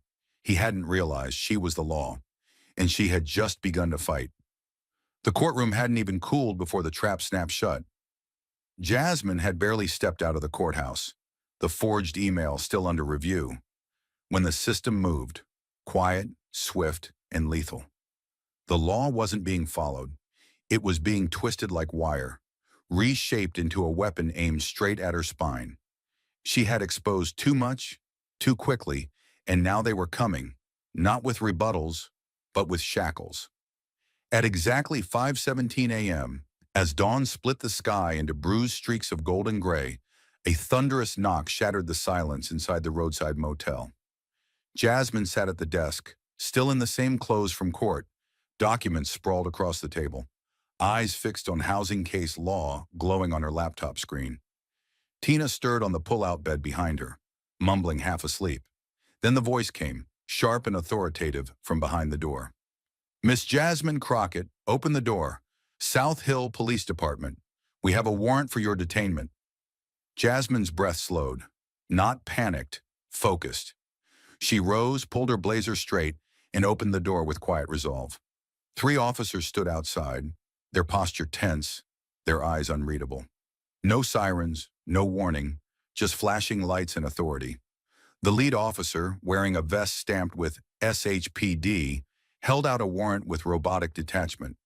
You are being detained on suspicion of unauthorized use of federal communication systems and interfering in state-level legal proceedings.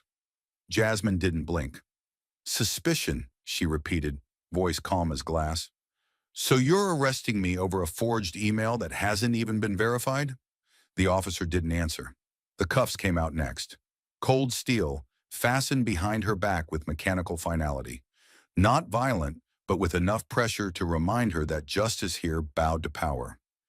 Tina scrambled off the bed, eyes wide with disbelief. This is insane. She's not a criminal. She's the only one telling the truth. But the officers had heard it all before. One of them gently pushed Tina back, like swatting away an inconvenience. Jasmine turned her head toward her friend. Stay calm, she said, her voice a quiet shield. They're trying to scare us. That means we're getting close. Outside, camera shutters clicked like gunfire. The media was already there, tipped off in advance, ready to capture the image they'd been waiting for. A black woman in cuffs, framed as the villain in a story she was trying to fix. As they led her to the cruiser, Jasmine kept her chin high, her gaze level. Not defiant, just unbreakable. Because deep down, she understood exactly what this was. This wasn't law enforcement. This was theater. This was how systems preserve themselves, by publicly humiliating those who refused to bow. But they had underestimated her resolve. They weren't dragging her down, they were only lighting the fire, and she would make damn sure the whole country saw it burn.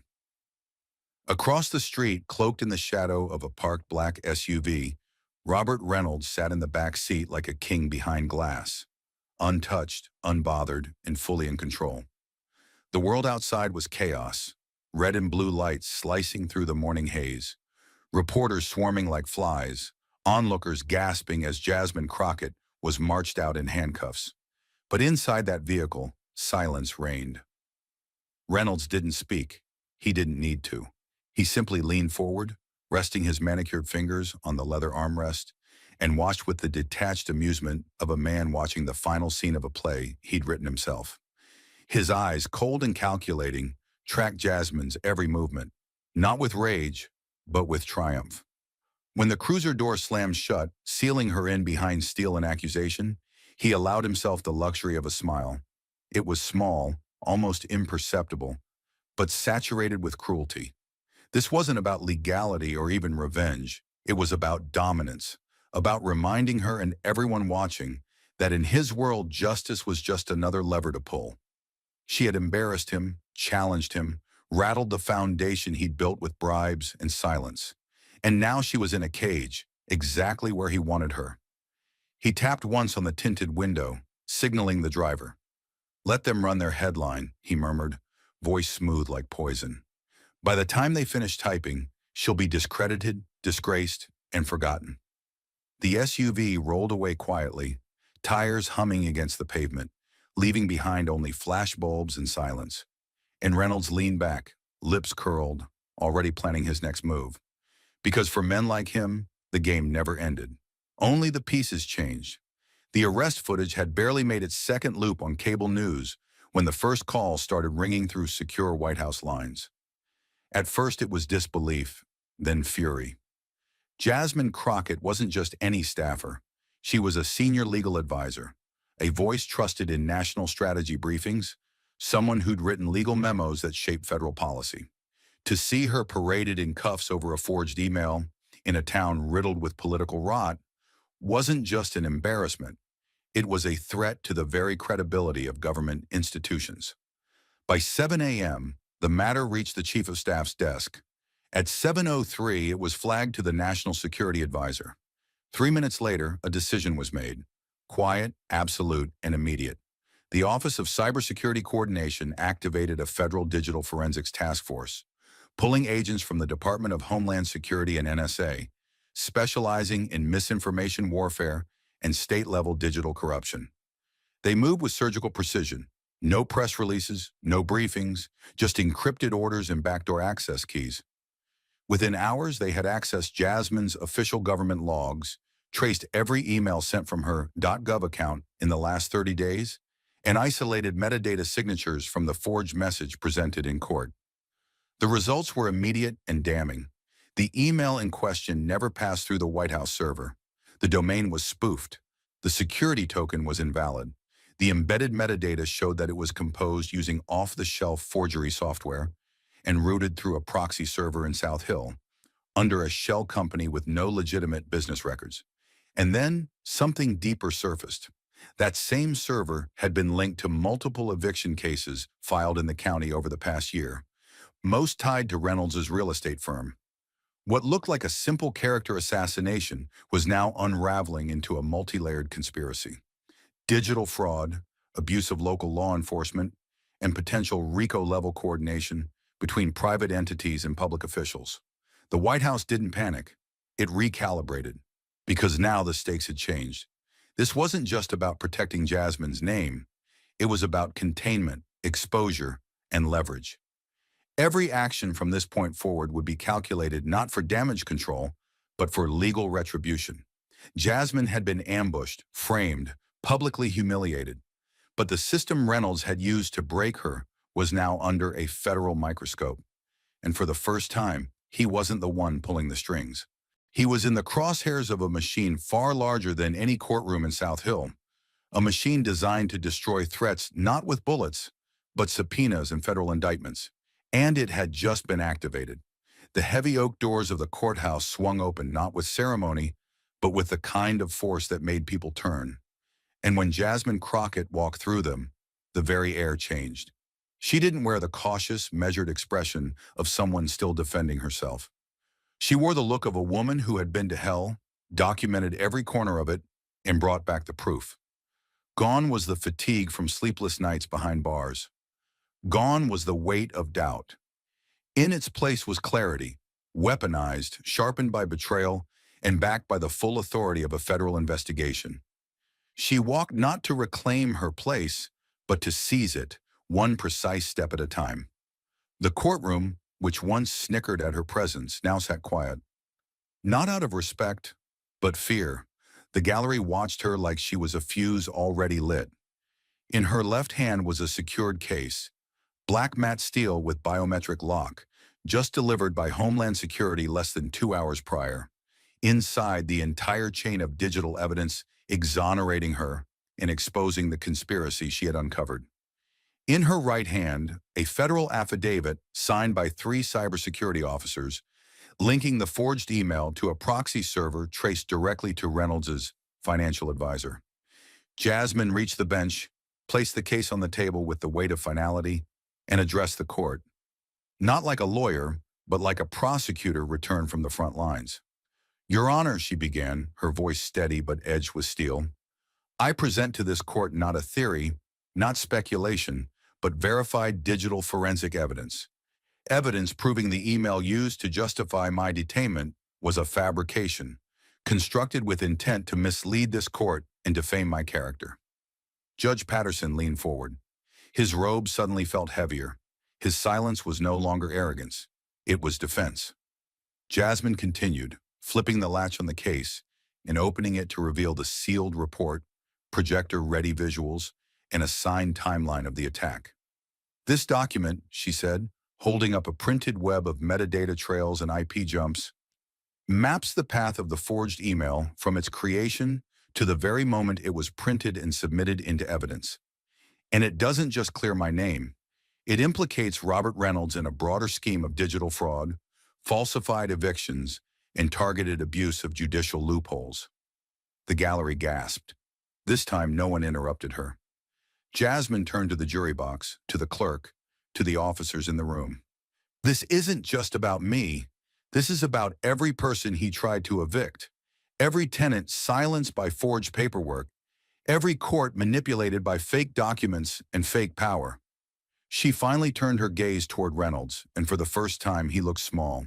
His hands, once folded confidently, now twitched. His face flushed. He tried to smirk, but the muscles wouldn't obey. Jasmine held his stare like a spotlight. "You wanted to humiliate me. You used forged paper and frightened men in uniforms to drag me down. But here's the truth. You don't scare me. You never did. And now, she dropped the final folder on the table, labeled Federal Investigation, Reynolds Holdings, LLC. You're not facing me. You're facing the government you tried to fake. The room exploded, not with noise, but with energy, controlled, trembling, ready for judgment. And Jasmine stood tall in the middle of it all, not as a victim, but as the reckoning. Jasmine stood beside the evidence screen like a surgeon beside an open chest, unflinching, methodical, and terrifyingly precise. Her finger hovered above the tablet for only a second before the next exhibit illuminated the projection. An email log comparison, side by side. This is the original White House server log from the morning I was accused of sending that email, she said, her tone crisp as glass under pressure. And this, she added, tapping again, is the forged message entered into court records. No matching timestamps, no digital signature, no federal encryption key. Anyone who's ever worked in cybersecurity knows. Government emails leave a trail even after deletion. This one never existed. The gallery leaned in. Even Patterson didn't blink. Every eye in the room was glued to the screen as she moved to the next point, with the smooth intensity of someone who had waited her whole life for the truth to have its moment. The screen shifted again, this time to a spreadsheet of banking activity. Jasmine zoomed in on a single transaction, $7,500 wired to a server farm in Belize. This payment, she said, voice darkening, was made 2 days before the forged document appeared in this courtroom. The recipient, a company that specializes in anonymous domain hosting and email spoofing. The sender, a private account owned by Greystone Logistics, a paper company operated by none other than William Penn, former counsel to Robert Reynolds. And here, she tapped again, and a new image appeared, is a notarized lease termination notice issued to another South Hill tenant last year. Notice the signature, the same notary, the same stamp, the same forgery. These aren't isolated errors. They're a blueprint for eviction fraud. She took a breath, not to pause, but to load the next strike. Here are 3 affidavits, she continued, pulling printed copies from her folder and holding them high. One from a retired staff sergeant, one from a single mother, one from an elderly tenant with dementia, all of whom were evicted using documents identical to the one used against Ms. Carter. All notarized after the notary's license had already expired. All processed by properties under Reynolds' control. This isn't a clerical error. This is a criminal enterprise dressed in legal paperwork. The room was no longer silent. It was stunned. Tension pressed down like a physical force. Jasmine's voice didn't rise. It didn't need to. It cut deeper because it was calm, because she wasn't performing. She was prosecuting. She turned back to the judge, then to the jury, and finally, deliberately, to the rows of spectators and reporters, her words landing like quiet detonations. This courtroom almost helped destroy my name, my job, and my life based on a lie. But this case was never just about me. It's about how easily the law can be hijacked when no one's watching. Well, now you've seen it. And the question isn't whether Robert Reynolds broke the law. It's whether this court is brave enough to admit it. Then she stepped back, leaving the final slide up for all to see. A full timeline connecting Reynolds' bank account, the forged eviction notices, and the false email submission. The truth was no longer hidden. It was documented, and it had a voice, one they couldn't silence anymore. Reynolds' voice exploded through the courtroom like a cracked engine under strain, ragged and unhinged. "This is insanity!" he screamed, rising from his seat so violently the defense table rattled beneath his fists. "I built this town. I own these walls." His face flushed a violent red, veins pulsing along his temples, as he jabbed a trembling finger toward Jasmine. "She's a fraud, a federal puppet. You think this?" He motioned wildly at the screen, the documents, the damning timelines. "Proves anything. You're all being played. I will not be ruined by a grandstanding bureaucrat with a slideshow." His voice cracked mid-sentence, something primal unraveling beneath the practiced arrogance. But no one moved to stop him. Not his lawyers, not the guards. The room had already sentenced him in silence.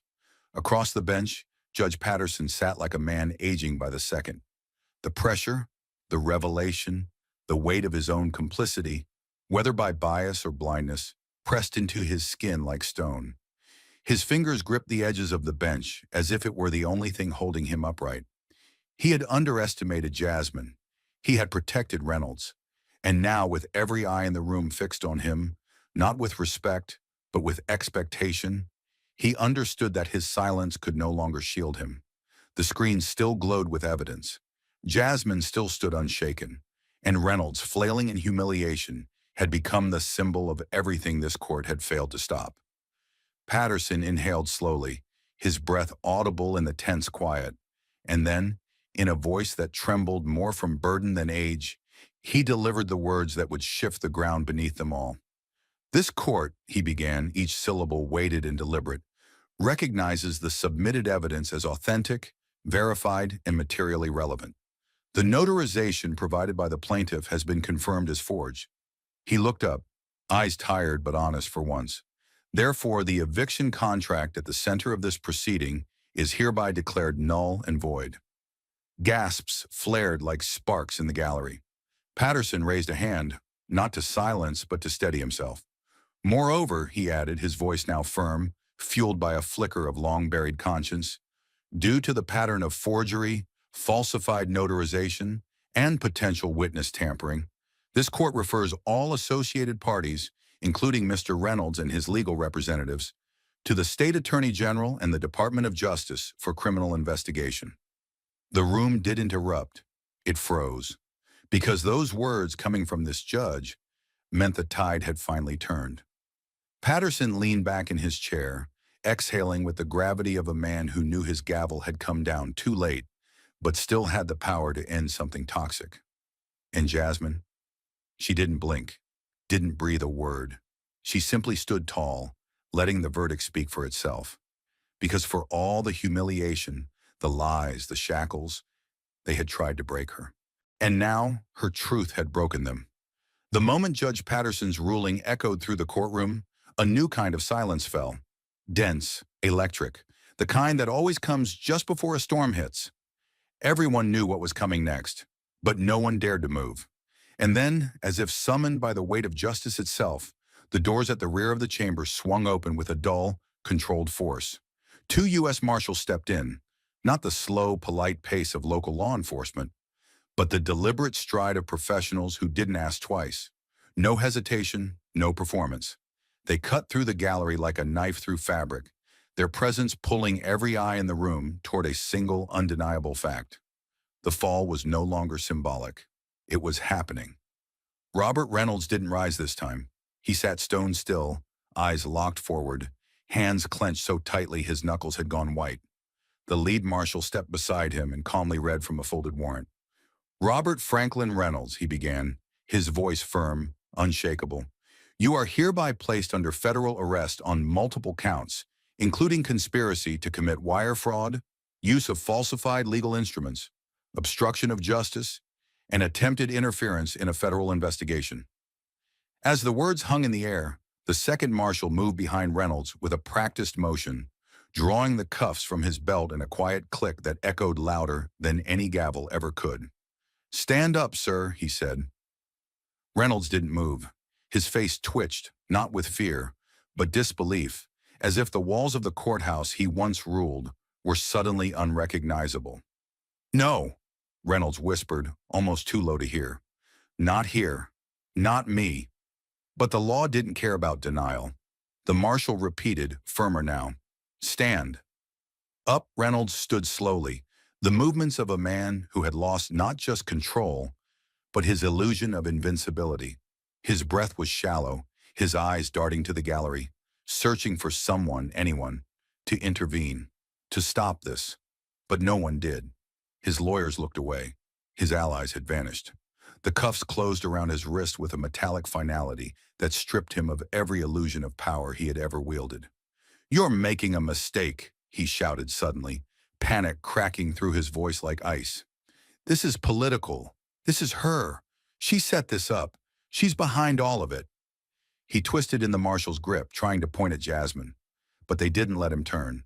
The marshals began walking him down the center aisle, slow and steady, the courtroom parting like water around a sinking ship. Reynolds's expensive suit was wrinkled now, sweat clinging to his collar, his tie askew like a noose in waiting.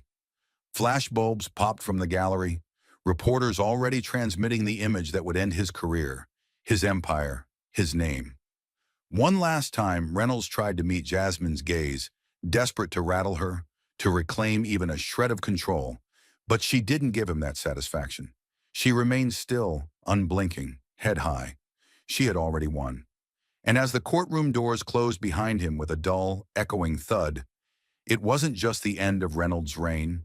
It was the sound of a system exhaling. For too long, justice had been silenced in that room. Now, it had finally spoken, and its voice was thunder. The office was modest, nothing like the high-ceiling chambers of Washington or the polished glass conference rooms she'd grown used to at the White House. Here, the desk was chipped. The air smelled like mildew and determination. The windows rattled in their frames whenever a truck passed on the cracked street outside. And yet, Jasmine Crockett had never felt more grounded. South Hill wasn't just where she was from. It was where injustice lived without disguise. It didn't wear suits or speak in legalese. It came with forged eviction notices, predatory loans, and police reports that mysteriously vanished. She leaned back in her creaking chair, eyes skimming over folders marked with hand-scrawled notes. Harper v. City Housing Authority, Soto family eviction, J. Wilkins, false arrest.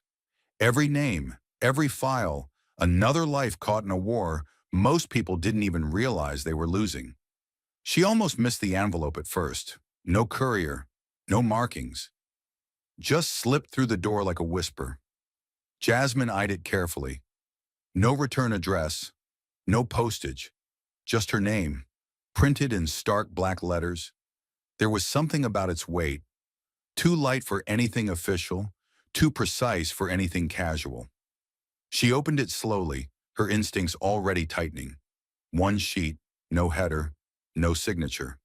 Just a single line typed dead center. You just won a small battle.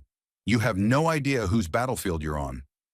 Jasmine read it twice, then a third time. The words weren't a threat. They were a promise. This wasn't over. What happened in that courtroom hadn't been the end. It had been the spark. And someone, maybe many someones, was now watching her in the dark, deciding whether she was worth striking again.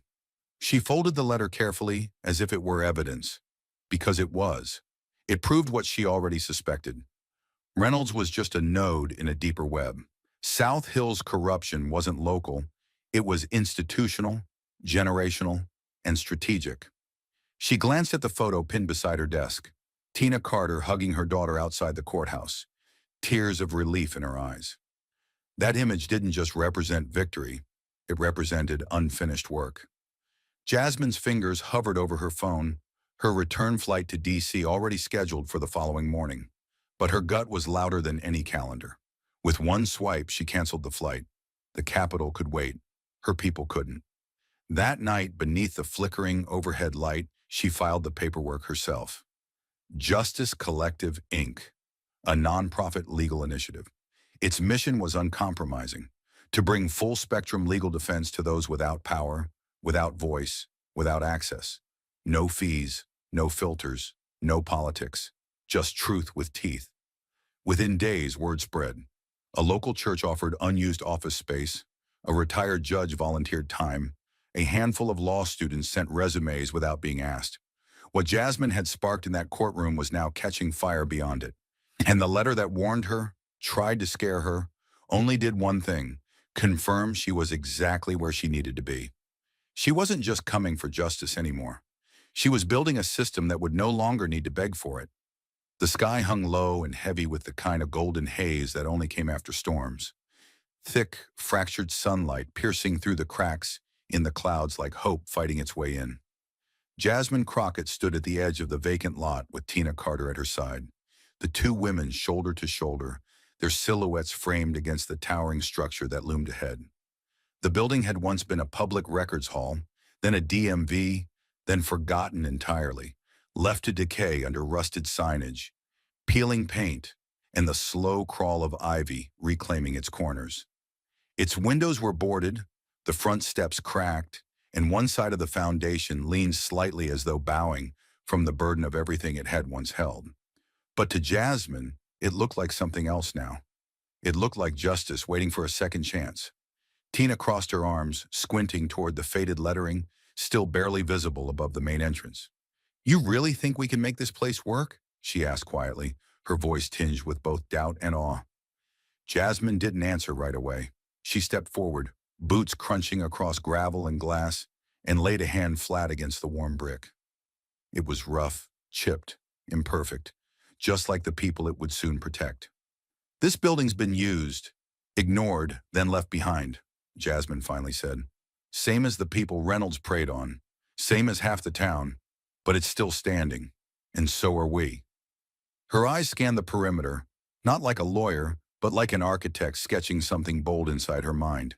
A community legal clinic in the East Wing, a resource center for tenants upstairs, a courtroom not for punishment, but for protection, not just a symbol, but a structure, a fortress built from what the system discarded. Tina let out a breath that was half a laugh, half a sigh. "We're going to need funding, volunteers, computers that weren't made in 2008. Jasmine turned, that familiar fire in her eyes again. "We'll get them. Not because they'll give it to us," she said, gesturing toward the street where generations had waited for justice to come knocking, "but because we'll take it, one case at a time, one family at a time. You saw what we did in court, Tina, and that was without a roof over our heads." The wind kicked up, sending dust swirling between them. Jasmine didn't flinch. She stepped closer to Tina, her voice soft but unshakable. "We don't have everything, but we have each other, and now we have the law, used the right way." Behind them, the last light of day spilled across the lot, turning shattered windows into mirrors of gold. The old building stood silent, but no longer forgotten. It was waiting, like they were, for something new to rise inside it. And this time, it wouldn't be power that walked through its doors. It would be justice, with a name, a voice, and a home. Justice isn't always loud. Sometimes it's slow, bruised, gritted through clenched teeth in quiet defiance. Jasmine Crockett's journey wasn't about triumph in the traditional sense. It wasn't about a courtroom cheer or a single victory wrapped in ribbon. It was about how easily truth can be buried and how relentlessly it must be dug back up. Her story ripped through layers of systemic rot, corrupted documents, bought silence, legal tools used like weapons against the very people they were designed to protect. What she faced wasn't just injustice. It was injustice institutionalized, perfected over time, made invisible by design. And in the face of that machine, what did she have? A voice, a file folder, a will that refused to bend. That's all it took to flip the story. But let's not romanticize what it cost her. Jasmine was humiliated, arrested, dragged through the mud in front of cameras, accused not of wrongdoing, but of overreaching. And that's the quiet cruelty of power. It doesn't need to convict you to destroy you. All it needs to do is doubt you in public. That's how corruption survives, by making the truth look like noise and courage look like insubordination. Reynolds didn't just forge a document. He forged a narrative that a black woman who rose too far, too fast, could be broken just as quickly if she dared to point fingers. And for a moment, it almost worked. But Jasmine didn't fold. She prepared, she studied. She fought back using the very tools meant to silence her. And in doing so, she turned the law from a cage into a blade. That's the real message here. Not that good triumphs, but that good has to fight like hell to survive. Justice isn't handed down. It's dragged into the light, one document, one witness, one truth at a time. And sometimes the people dragging it are the ones society least expects. A public servant who says, "No more." A mother who refuses to leave her home. A veteran who testifies even when threatened. The system counts on silence. Jasmine shattered that expectation with every word she spoke in court. And for every second Reynolds shouted, accused, twisted, she stood still, because she didn't need to scream. The evidence spoke for her. That's power. That's leadership. That's what real justice sounds like. But this story also forces us to look inward. How many other Reynolds are still out there, dressed in suits, hidden behind boardrooms, manipulating legal codes like chess pieces? How many other Jasmine Crockett's are there, who never made it to the courtroom because they were silenced before they had a chance? The uncomfortable truth is this: the law isn't neutral. It leans toward those who can afford to bend it.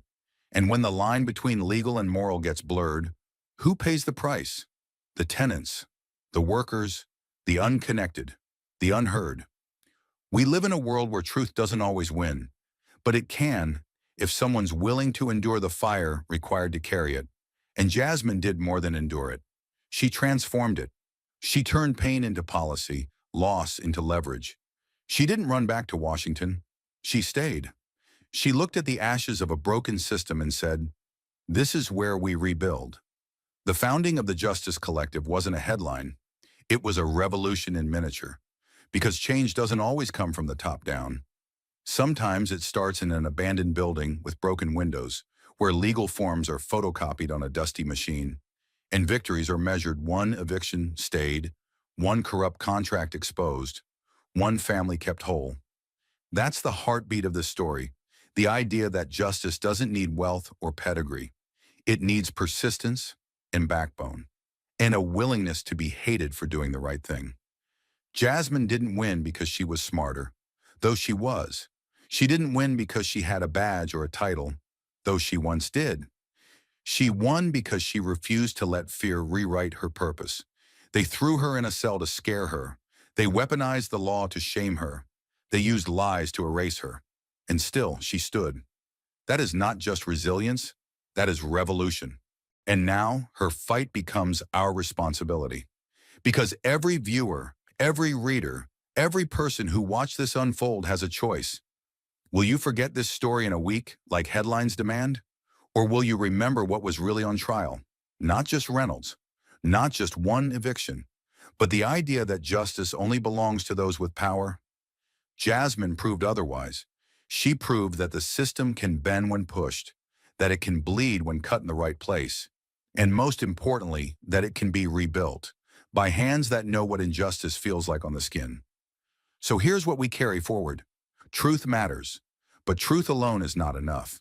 It must be spoken, loudly, defended, fiercely, and protected at all costs. Because silence is what keeps injustice alive. Jasmine Crockett didn't just fight for Tina Carter. She fought for every person who was ever told they didn't matter, for every community bulldozed in silence, for every young voice dismissed in the courtroom before it even got to speak. She didn't just win a case, she built a movement, and maybe, just maybe, that's how real change begins. Not in explosions, not in marches, but in moments like these, where one woman stands up, turns her back to power, faces the people and says, "We don't have everything, but we have each other, and we have the law. This time, use the right way." Let that echo. Let that be the lesson. Thank you for watching until this moment and for standing with us on this journey for justice. Your support means everything. Like, subscribe, and turn on notifications so you never miss what's next. And we'd love to hear your thoughts. Leave a comment below and let us know what moved you most in this story.